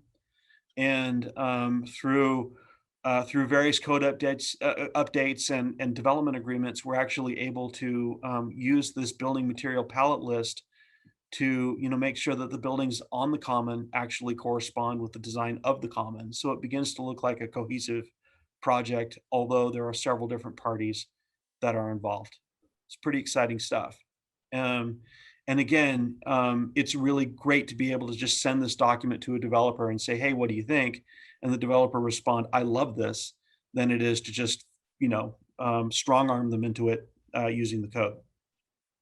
Although sometimes we do both, right? So, here's generally the application process for a city center overlay zone development agreement concept. And what you see is embedded in this process is a lot of public meetings. And that's an important value to Millcreek, right? The community wants to know what's going to happen on this site, and they want to talk about it. And so, we decided one of our values, right, that we wanted to implement was a transparent process with a lot of touch points for, people to weigh in or express their concerns or even express their support. And, believe it or not, developers actually kind of appreciate, the developers that we're working with really appreciate that opportunity to speak to the community. I mentioned this earlier, we want to align your team.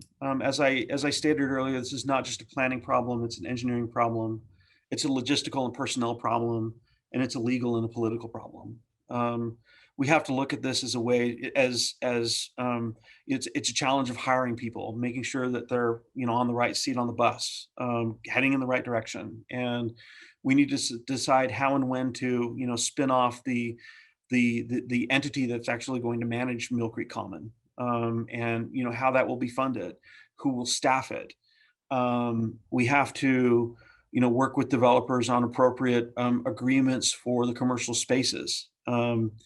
And we have to do street vacations and boundary line adjustments, and we have to work with other utility companies.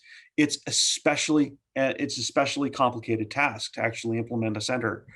And it's really important to align your team and make sure that everybody's working in the same direction.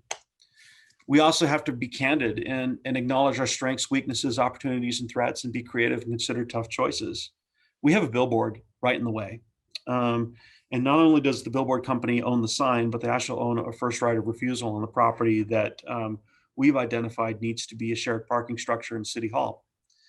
So that makes things really tricky and complicated, and it's almost a heartbreaking conversation because the way billboards have certain privileges in state law. But the fact is, they are there, and we have to deal with an answer. And we're working on an answer that might involve the exchange of several static signs for a digital sign that the city owns and that the billboard company would lease for a period of 40 years. We would control some messaging time on that sign, about 40%. The sign would be dimmed or turned off at night. But working through the process to get the community to accept a potential digital sign as part of our city center project is a really, really difficult challenge. But I just use that. I'm not saying that this is the right solution, but I use that as an example of being creative and considering and being candid about the tough choices that you have. Right, these centers, particularly implementing them in an infill context, this is not bare land. All this land is encumbered or challenged in some ways, and we have to be candid about what those challenges are. And then finally, stuff happens, right? And you remember the fire in the summer that took down one of our buildings that was under progress.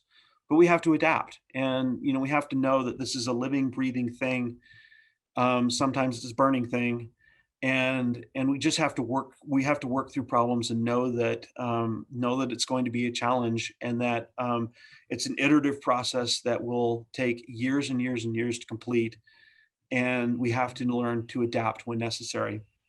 Anyway, thank you. Those are just my lessons. I don't know if you have any other questions or we want to just proceed on to Paul's discussion. I'm really excited to hear from him too. But yes, thank you for your time today. So yeah, let's, in the interest of time, let's proceed directly on to Paul's. There is a question in the chat, Francis, that you can probably just answer in the chat. So okay, I will. But let's let Paul go, and then to the extent we've got time left, we'll do questions then. Hello, everybody. Can you guys see my presentation? Yeah. Okay. There's a little bit about me on the first slide there, a little bit of my experience. So I did recently retire from urban planning on a municipal scale, but I'm going to stay involved. I've got just a few slides. Paul, I'm not seeing your slides. Are others seeing them? No. Oh, hold on. Slideshow. What do I have to do here? Don't I have to hit slideshow on the bottom there? Seeing anything? No. Yeah, did you do the green share screen button? Oh, where's that one? The bottom of your Zoom. Oh, I'm sorry. I went right into my presentation and skipped a step. Oh my goodness. Hold on. Hold on. Oh my goodness. Here we go. Share screen. How's that?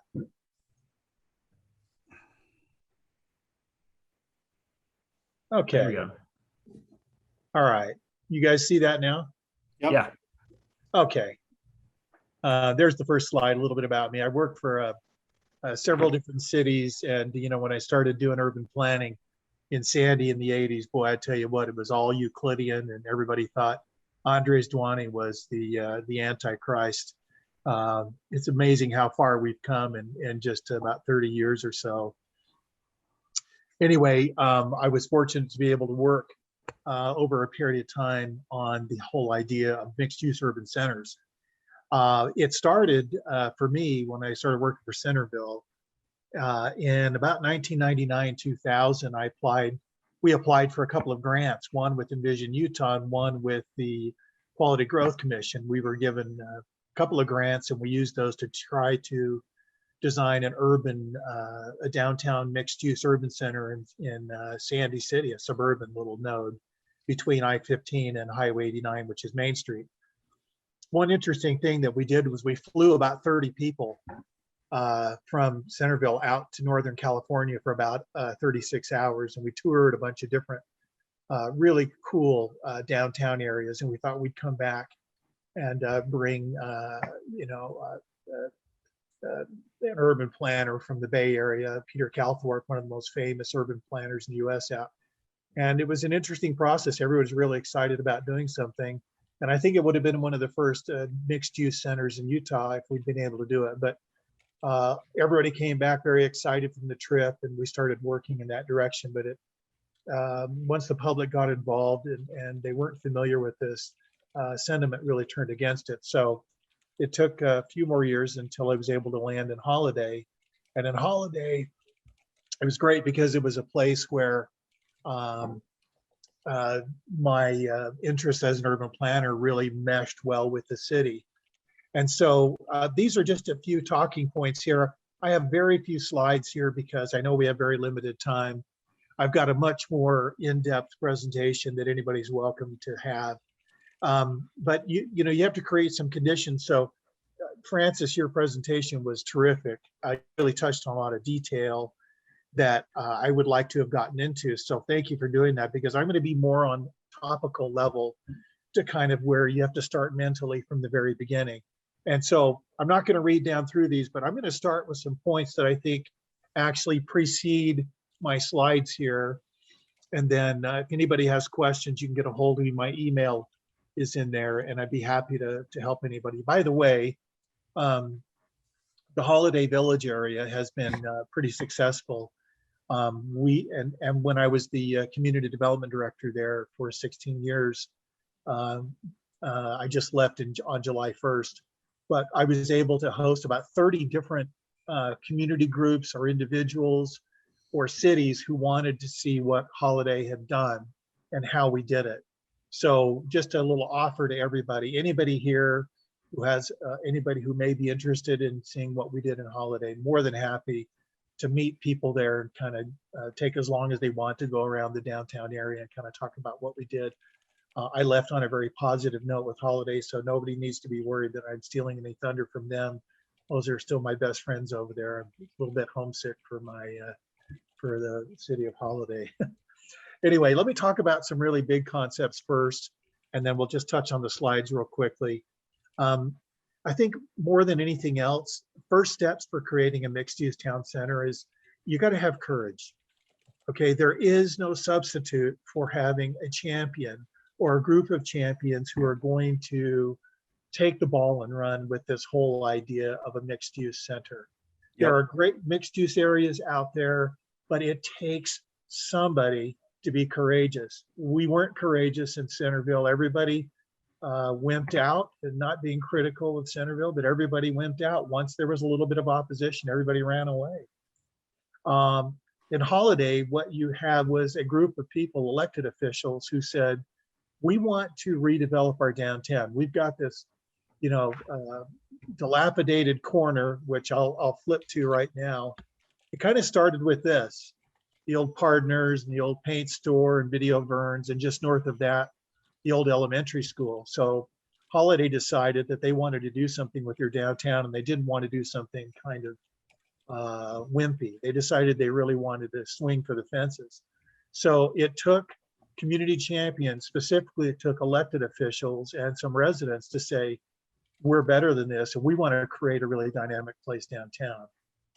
So like I said, when I went there, I just happened to be really keen on this, and I think it was a really good mix between having the right community and then a staff that was really committed to implementing the ideas they already had. The next, so courage and a cadre of champions, but you've also got to have commitment. You know, again, you can't run away at the first sign of opposition. And that takes money, it takes love. I mean, there's something about land use planning, you have to have love. You got to love the land, you have to love creating a sense of place. It takes time, it takes education. And your biggest obstacle, and I'll touch on this, is fear. Fear is at the base of every single thing that these mixed-use town centers run into. It's fear of density, it's fear of low income people, it's fear of homeless, it's fear of too much traffic, it's fear of building height. There are some real irrational fears out there. I've heard the most bizarre irrational fears expressed in public meetings than you can possibly imagine. I have to write a book on them because it's absolutely almost comical how fearful some people are of common sense things. Creativity. You need to have a sense of creativity. Remember, this is about place making. Consistency. Your decisions should be consistent. You've got to make good, strong decisions at the beginning and stick with them, and continue to allow tweaks here and there, but don't get away from the central theme of creating a great place. If your overall goal is to create place, then what you get is good decision making, because everybody knows what a good place is. All of us have traveled to places like Old Town San Diego, Europe, places all over our country. We go to visit them. We go visit these metro centers and these quaint places, and we love these places. And then we come back here to Utah, and what do? We continue to build kind of Euclidean zoning.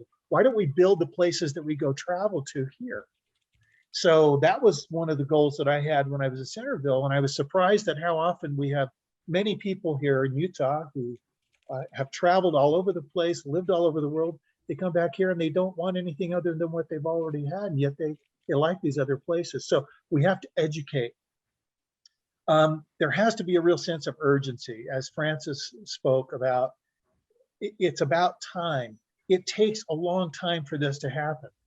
And I know that can be discouraging for some people to hear that, but frankly, if you're going to develop a town center, there are multiple layers of things that you have to do. You have to look at infrastructure. You have to look at zoning. You have to look at a form-based code. You have to look at those obstacles. And it's about education. It's about it's about loving the process and making sure that people get on board. So I'm just going to go back to my slides real quick and talk about some key concepts, and then I'll just end here in a couple of minutes. But you have to create conditions to allow for centers. And one thing is, like I touched on, I would highly recommend that anybody who's interested in doing a nice walkable town center or a node of some kind is go visit places that you all know about or that you'd like to emulate or imitate. Go see what works for you. And I'm speaking specifically to elected officials, planning commissioners and staff, and even interested residents. You know, we flew a bunch of residents with us in Centerville back in the day, people who were, initially opposed to it. You've got to generate public support. And like Francis spoke about, you cannot short shrift the public process. You've got to create excitement. And that placemaking involves an enormous amount of public input, public hearings, open houses, design charrettes. And I'm not here to tell you exactly how to do it. You'll figure it out, but I can tell you the right way to do it and some things that you shouldn't do. You've got to make sure that your general plan, your overall vision for the city, which every city has to have according to state law, includes a vision statement. You've got to identify a proper location or multiple locations for these kinds of nodes and centers. You've got to enable that language. Make sure you have it there, because you're not really going to be able to adopt a great ordinance, a form-based code like that Holiday has and that Millcreek has and other cities have, without that enabling language in your general plan. And then you need to look at identifying obstacles to success. And there are a ton. And again, let's go back to that central word, fear. You will have fear on a multiple levels. And it's engineering, it's infrastructure, it's money. It's amazing. It's really hard to corral that concept of fear. But if you can address that fear head on and have champions that are willing to have those conversations like Francis spoke about. I've done the same thing. I've gone out into people's homes. I've spoken to little citizens groups, women's clubs, the Rotary. I've had so much fun in these intimate settings with residents in their homes and at City Hall, even a few events in the evening at City Hall just to address specific objections, saying, hey, we'll go over and above the top of the public hearing. So you've got to identify those obstacles, and you have to have courage. Again, you don't have courage. And I'll tell you one thing, as a staff to the city of Holiday, I was very fortunate that I had elected officials and planning commissioners that really had my back. And there were times that I had to be the strong one and to really stand up and be the one who was going to back those plans and everything else. So anyway, no staff with an Envision is going to, no staff, no matter how persuasive, will be able to do it without a good planning commission and council. That's right. To make it work. So it all starts there. Let me give you a couple of pictures real quick and then I'll end. This was before the village was even really underway. You can see on the far right, those buildings, the OSB sheathing is still showing. Those buildings weren't even finished. There was such a pent-up demand for people being with people. It was incredible. So this was an event we had, one of our first events. You can still, a lot of these buildings are now gone, have been replaced. This is how much the city, the residents really wanted to have fun with each other. So we decided that placemaking needed to be a thing where people have fun with each other. This is the food truck park. Man, it's been an overwhelming success. 1,500 people on the weekends. Here is an example of our main intersection. That's a before, there's the after. Took some years and some work, but you can see the dramatic change. And then this is right across the street from that tower, and that's the new Harmons building. Some of you may have seen that. That's a Harmons that is 160,000 square feet in some cities, and it's 15,000 square feet in Holiday. It was great to have an anchor. Francis talked about anchors, and then I'll just end with this because I know we're out of time. Public investment is essential. Francis touched on that, 80 million.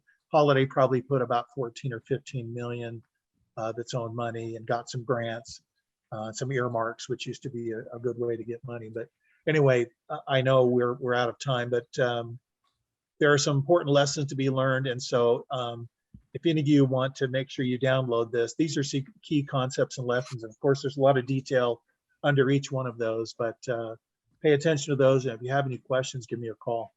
Thanks to Ari and Vision Utah for sponsoring this and allowing me to participate. All right, thanks, Paul and Francis. We're out of time. I guess, we can hang on and chat if people want to chat about things or have questions. So otherwise, we can call it good. I love questions. I do too. One coming to you shortly.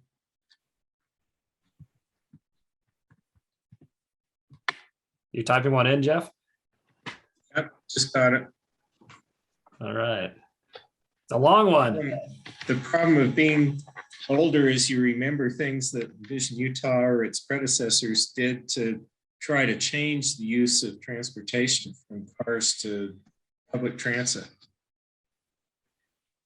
And I'm not sure that any jurisdiction I can think of is really taking a stab at this economic vehicle to change people's habits as to how they get around.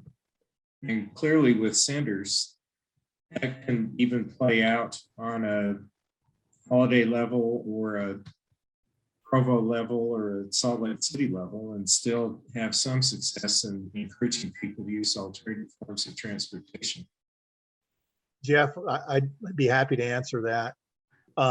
In terms of Holiday, we did a lot of good things. We did underground parking is one way to encourage, and minimal amount of parking so that what you have is efficient parking. We did bike lanes, walking paths through the city to encourage people who lived within a 10-minute walk to not drive, but to walk downtown, created gathering places. But in terms of transit, right now, that Holiday Village area is serviced by, a couple of bus routes.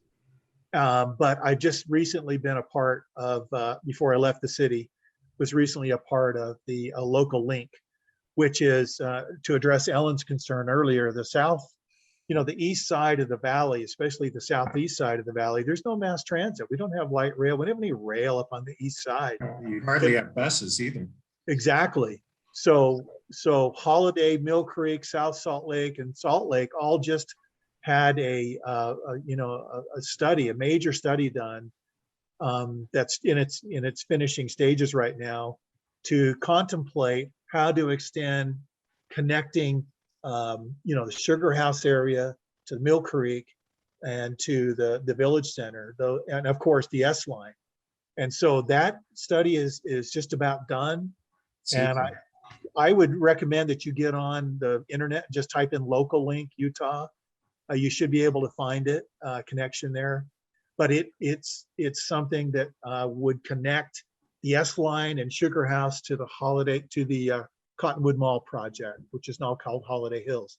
That study recommends a dog leg from the village, from the Cottonwood Mall up to the Village Center, so that we have these important nodes connected with enhanced bus, and eventually, we'll let the cat out of the bag. Enhanced bus is kind of how they would start, but as we mature and populate even more, we would go to kind of an S line, which we call not light rail, but the streetcar. So we are thinking about that. I'm one of the few people, along with the assistant city manager in Holiday, Holly Smith, that years ago, we were saying, no, never say never to transit on the east side. And so we may see that happen, but we'll see what kind of opposition happens, how long it takes to fund. But if you think about it, there's nothing between Draper and downtown Salt Lake in terms of transit. Well, Yeah. there's tracks. I don't know. What? Oh, I was gonna say, in Draper, you can get on tracks if you want to go to the western side of downtown. The thing that I get a lot of from the residents that live along the foothills, whether it's, as far north as Millcreek or down into Draper, is they're looking for nonstop, truly express service, which UTA has an express bus, but if you've ever taken it on a commuting basis, it's convoluted, it's too inefficient. And long wait times to get on too. Yeah, so we're real, and I think that the place that we don't access for people that live on the east side of I-15 very well is up to the East Bench Cultural District. And I always try to figure out how I can communicate this. Now I know who I'm speaking to. You all know. So I'm not talking about just the cultural venues. I'm talking about Research Park, all of the medical centers. So patients, students, employees, people going to, you know, I'd love to, you know, it may not be appropriate for this breakout session, but there's many organizations that are interested in finding out, you know, who we can really work with in UTA and the WFRC to advance an immediate trial period of something utilizing Highland Drive. As you know, the opposition to UDOT's insisting on widening Wasatch Boulevard into a high-speed, high-volume roadway is meeting major opposition. And we're trying to come forward with a really viable way to use the existing roadways effectively instead of laying down more asphalt. Yeah. Ellen, you make a really good point. Sorry to belabor this, but that local link I forgot to mention, it looked at 13th East and Highland Drive as the two streets to be, you know, considered. And that study has preliminarily and strongly recommended that Highland Drive is the better of those. Now, if you take streetcar eventually after enhanced bus, you take streetcar down to the mall and Holiday, which is being built right now, which is underway. You know, it's really not that far to get to Fort Union Boulevard. And you think about the traffic and that gets 75,000 cars a day at that intersection. Yeah, but if I may though, I participated in the local link and I actually tried to talk to people on that steering committee and didn't get any response. But that, as I understand it, is, as you already pointed out, to link with the existing trolley system that eventually gets someone to the west side of downtown Salt Lake City. And that's far too inefficient for anybody who's trying to get to the East Bench Cultural District. Yes. So I'm really talking about using Highland Drive only as far north as the I-215, at which point the express bus would get onto I-215, take the Beltway to Foothill Drive, and then Foothill would be Foothill Drive would be the remainder to get up to the shuttle system that's already so excellent within Research Park and the U of U. Yeah. Our city council over the years always said that their highest priority was getting a lot of people on Holiday, who obviously a lot of white collar professionals work in that area you're talking about. And of course, there's work on a master plan going on up there at Research Park right now. You know, that will create more of a place than is there now. So you're right, there's more of that. And actually a higher priority would be to have it to that traffic shed more than connecting these communities, kind of the mid-bench. I call it the mid-bench area. Well, But at least we would be really interested in the metrics of the zip codes along the eastern bench. So maybe as far to the west as 1300 East. We'd be really interested to know out all those zip codes in the southeast portion of the valley, how many, you know, patients, students, employees, and cultural venue visitors go up there either weekly, daily. I think that study would be so useful. Yeah, there's more work to be done, but for now we've got to at least address these connections to these nodes, which I was really happy to take part in. And so I enjoyed that, but you're right, there's a lot more work to be done. Are So you Jeff, not using these, you know, areas in terms of identifying where people are traveling to and from in a really refined way so that these areas can determine which transportation mode might fit the best? yeah, so the Wasatch Front Regional Council and UDOT use a travel demand model that I think does a decent job in telling them where they would get ridership, or they can plug a line in, model it, see where they would get ridership and so forth. So they do study these kinds of things. And, you know, and one of the difficulties always, and Andrew mentioned this earlier, is transit needs density around it to get a lot of ridership. And so sometimes that's the big barrier to making it, you know, you only have so many dollars you can spend on transit. I'd love to have more dollars we can spend on transit. And so they tend to focus it on the places that are going to get the most ridership. Well, I think if we were to have Ellen Reddick or some of the people up in the East Bench Cultural District that reside there, they would really like to see the traffic along Foothill Drive alleviated by meaningful transit versus right now, I live in Cottonwood Heights. I want to get up to any of those places that I just cited on the East Bench. I'm getting in my private vehicle. And so is our thousands, probably tens of thousands of us who could easily collect at 9400 South and Highland if we knew that there was regular bus service that would take us straight up and drop us off at a shuttle system in Research Park. And I just can't get even a conversation going. I'd really love to. So please, do you have any suggestion on the various residential groups that are interested? Who should we be talking to in this regard? Yeah, well, you identified the right entities in UTA and WFRC. I don't know, Paul or Francis, do you have suggestions if you're a resident group, how to plug in? Oh, I would suggest UDOT as well. UDOT, I have found over 30 years to be much more flexible and workable than they ever have been. And UTA, I find them to be extremely open.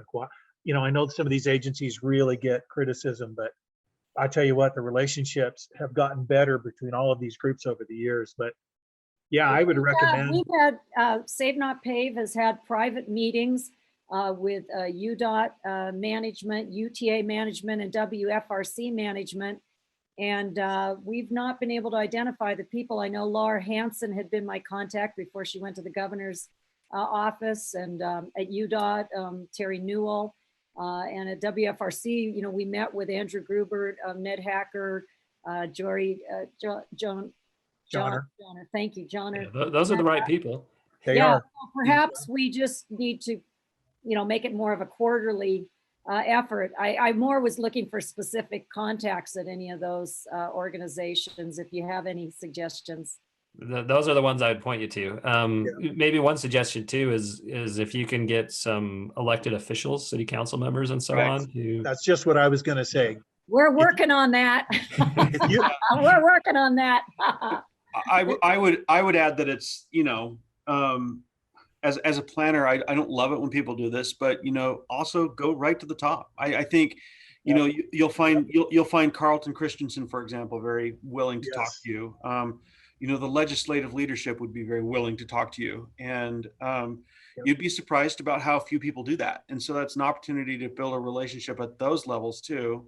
The people who are best at kind of affecting change develop relationships with the technical people and their supervisors and the electeds all at the same time. To make sure that everybody's kind of on the same page and pointing in the same direction, right? Totally agree. Yeah, I find that now that Save Not Pave's been around for a couple of years, that I'm getting calls like this new citizen group, Salt Lake City Foothills. So the folks down in the Pepperwood, Sandy area, they're wanting to know, how can we work in this? And then there's Sign the Vine folks in Murray, and there's and I think it's very overwhelming. I mean, even Patrice Arendt said to me on a personal phone call, Ellen, I did a lot for air quality, but I never came to understand transportation. I always relied on Andrew Gruber, which I have not talked to anybody in my last 2 years who didn't have the most wonderful things to say about Andrew Gruber. I've gotten to interact with him a little tiny bit. I think he seems very reasonable and open. Just the piece of the puzzle that seems to be missing is, again, a more unified, I know Mayor Silvestrini has told me, don't worry, each city can figure out what they want to do. But in my experience, I still am not able to wrap my arms around how these city centers are going to get connected if they're not developed specifically with transit in mind, with intermodal transit as a main focal point. So your timing right now is good because WFRC is about to start their process of updating the regional transportation plan. So I think but I think if you could get some city council members and mayors to say, as you're doing this, here are some ideas to look at, I think they'd probably do it. Thank you. Thanks for taking some time on this. Appreciate it. And we are, with the municipal elections coming up, as we all know, the Sandy City mayor and the Cottonwood Heights mayor, neither of them are running for reelection. So it's a kind of an exciting time to see if there'll be, who gets these new positions and try to advance things then.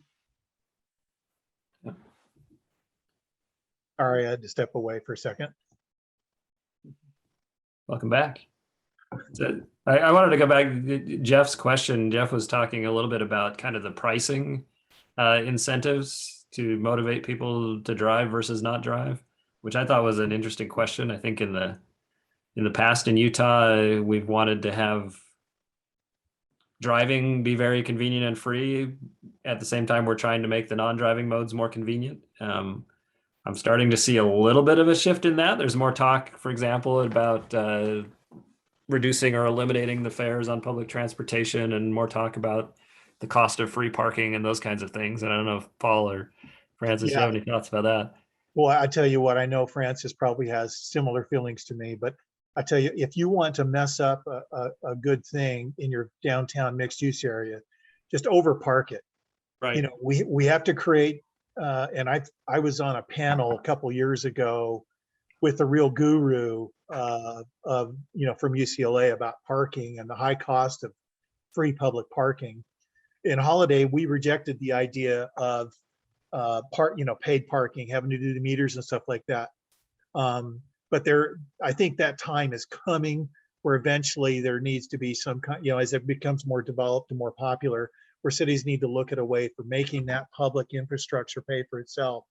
The city of Holiday, when we redeveloped our downtown area, we created over 100 on-street parking stalls.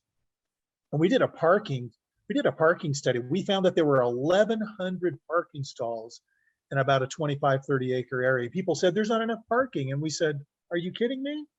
There's oodles of parking. The problem is getting people to coordinate with each other and not create barriers. And so Holiday never was able, one of my goals was to create a downtown parking association where we could create common agreements between groups to manage the parking so that we didn't have this, constant bickering between property owners. But if you want to make, you really can consider, a series of steps to make parking more efficient by discouraging people from staying too long, people who make a quick trip.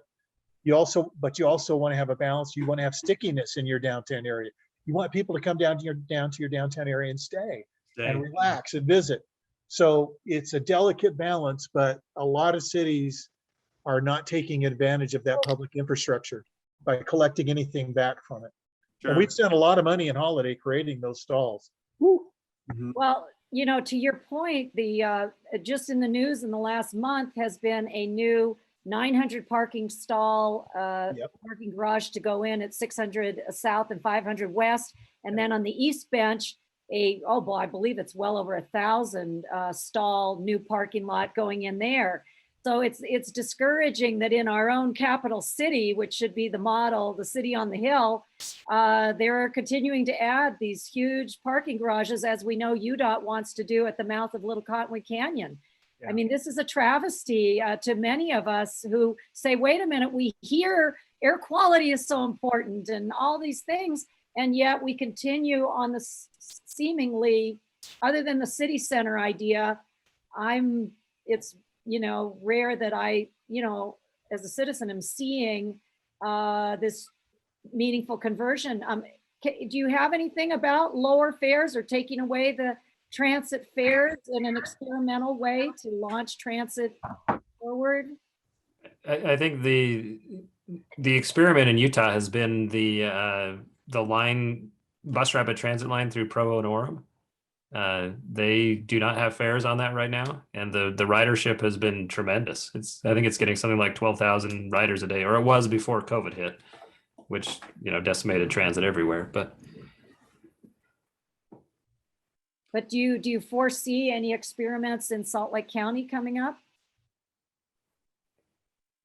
I have not heard of any other than UTA has authorization to do a few free fare days. They did a couple in August.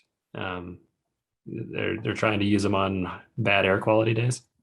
Right. I have not heard how they went in August, but So Ellen, I think you have the right of it, right? There's only so much we can do on the, on the supply side, right? But part of it is inducing the right demand for that transit. And what you have to do is two things, right? You have to actually, somehow make driving more difficult, right? But you also have to make taking transit easier. When I hear that, and I certainly have studied smart city planning and strong towns and all of that, and I hear that all the time. And yet our Utah Department of Transportation, their key metric is level of service. And they Right. want level of service to be, a D or higher. Well, if it never gets down to E or F, people are never going to use transit. So No, you're absolutely right. So how do we change that core way that we're going forward? I mean, even in the paper recently, the governor, or excuse me, Senator Romney and Carlos Braceras were striding along together, and he was so excited about the traffic light, synchronizing the traffic lights so that cars could flow better. And I talk to more people that try to tell me, oh, Ellen, you don't understand. As long as cars flow, it's not an air quality problem. And I said, no, you have volume on that road, whether they're stopping and starting or not, that's polluting our air. So there's these talk about mythology. I hope I don't offend anybody on this panel, but I feel that UDOT is propelling the mythology. I mean, please, I'm good at taking constructive criticism. So No, understand. No, I'll tell you right now, I think you make a really good point, and it is the eternal problem that we have between, it's basically we have a car culture, and our land use drives our VMT. You keep building half-acre lots, quarter-acre lots. This is what Envision Utah is all about, and they're trying to teach us and tell us what most city planners know, which is you build sprawl, then you don't have a way for people to get to places without getting in their car. That's why these nodes and centers are a big step toward reducing VMT, reducing emissions, and creating a better quality of life. At the same time, there's so much inertia. We're so inured to the system that we have, we can't seem to stop spending, right? We just can't seem to stop spending. And the thing is, infrastructure for transportation is so horrifically expensive, the public demands it. But here's what I always found odd as a city planner, is that in so many public meetings I would go to, people would protest the dividing of one lot into two or two into three. And they would all say, our street's going to be overwhelmed with traffic. And as planners, we would sit there and try not to snicker and chuckle because it's like, are you kidding me? Are you kidding me?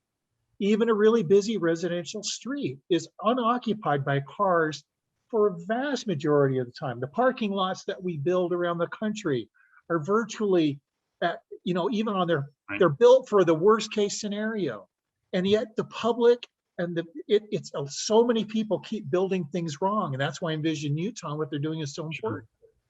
So to go off of what Paul said, that's a very good point. I think it's important for us to recognize that there's a huge constituency out there that just likes driving, and that's what they're used to. That's what they want. They don't want big, long left turns. They want to make an easy free right. And that's what they're used to. And getting people to change is hard. So it's not just UDOT. It's actually, there's a significant amount of the Utah population that's just used to driving everywhere, and they want it to be easy, and they want to park right in front of the grocery store, right? But it's changing. I mean, the good news is now, Ellen, there's actually now a constituency, and it's you and people like you who are saying, hey, wait a minute, time out. This is the first time in my career as a planner where there's actually been a constituency of people saying, what the hell are we doing with all this, with all these roads and all these parking lots? That's a change. And Ellen, I'm glad you're here asking these questions, right? Because the more that we can start balancing out, the public debate on this, the better outcomes we'll get. Because, we can build, like I said, you can build a place for people, or you can build a place for their cars. And the bottom line, Paul also got onto something really interesting. We like to have people around us. The issue is their cars, right? That's what always comes up. in these public meetings about, the apartment building or the townhome development. It's not necessarily that the people are there, it's that the damn cars are there. So at our hearts, we love to drive, but we don't like that anybody else does. And if we can get people to kind of overcome that cognitive dissonance, we have the opportunity to really change how our cities are built. Well, and I think you all, bring a very good point. Until we have, frankly, mayors and county people at the state legislature, businessmen and women who are willing to speak about this and model it. I mean, can you imagine if instead of Carlos Braceras and Romney walking along together on their way to look at traffic, they were both holding on to the rail, stepping up into a UTA bus together, and they were on their way somewhere together, like we see in the major cities east of the Mississippi. I realize that people have their paradigm. I grew up in the West. I frankly, as a young woman, left Orange County, California, and the bumper stickers read, "Save Orange County, leave and take a friend." But I did ride the OCTD, I want you to know, from where I lived I actually lived in Newport Beach, and I got on an OCTD bus and went 5 miles to UC Irvine. So I feel like I grew up in a city that had a strong city council who looked after zoning, and they looked after pedestrian easements. I many times was not even on a sidewalk. I was on a pedestrian easement to get to my elementary school. And as I said, I wasn't afraid of riding transit. I might have lived in the Mercedes capital of North America, but I rode the bus, as did many people. I mean, transit was not a dirty word. And it's been so perplexing in the 40 years I've lived in Salt Lake County, these myths, that only unfortunate people ride transit. Right. Stuff like that we got to change that. I'm really excited about seeing people elected. I think we're going to see some municipal people elected in both Cottonwood Heights and Sandy this year. And I hope that we can see some of these changes manifest in the southeast part of the valley. Well, Ellen, I'll just add one thing, and then I know we probably got to go. Yeah, I'm actually getting texts saying we need to get off. All right, I'll just add one little thing, and that is, we've seen the problem, and it is us. Let's be honest. Right. The research shows, and my own personal experience shows, that what you just said is key to the future, and that is, we need younger, much younger, and more diverse people elected, not just appointed to planning commissions, but elected to city councils to make decisions that predominantly white and older people, sorry, all of us here are white, maybe not all of us older, but it's all relative. Yeah, relatively speaking, people in their 50s and 60s and older who are white and middle class are fighting these reasonable and needed changes to urban areas that Envision Utah is trying to address. And that I, as a city planner, I spent the last 20 years, when I became more enlightened during my career, I became an advocate for a lot of things. And I just got a lot of people just hating my guts, because planning is about looking to the future. It's about looking to the future. And if you can't get people to make simple decisions about dividing one property into two in a residential area, it's damn hard to get to transit.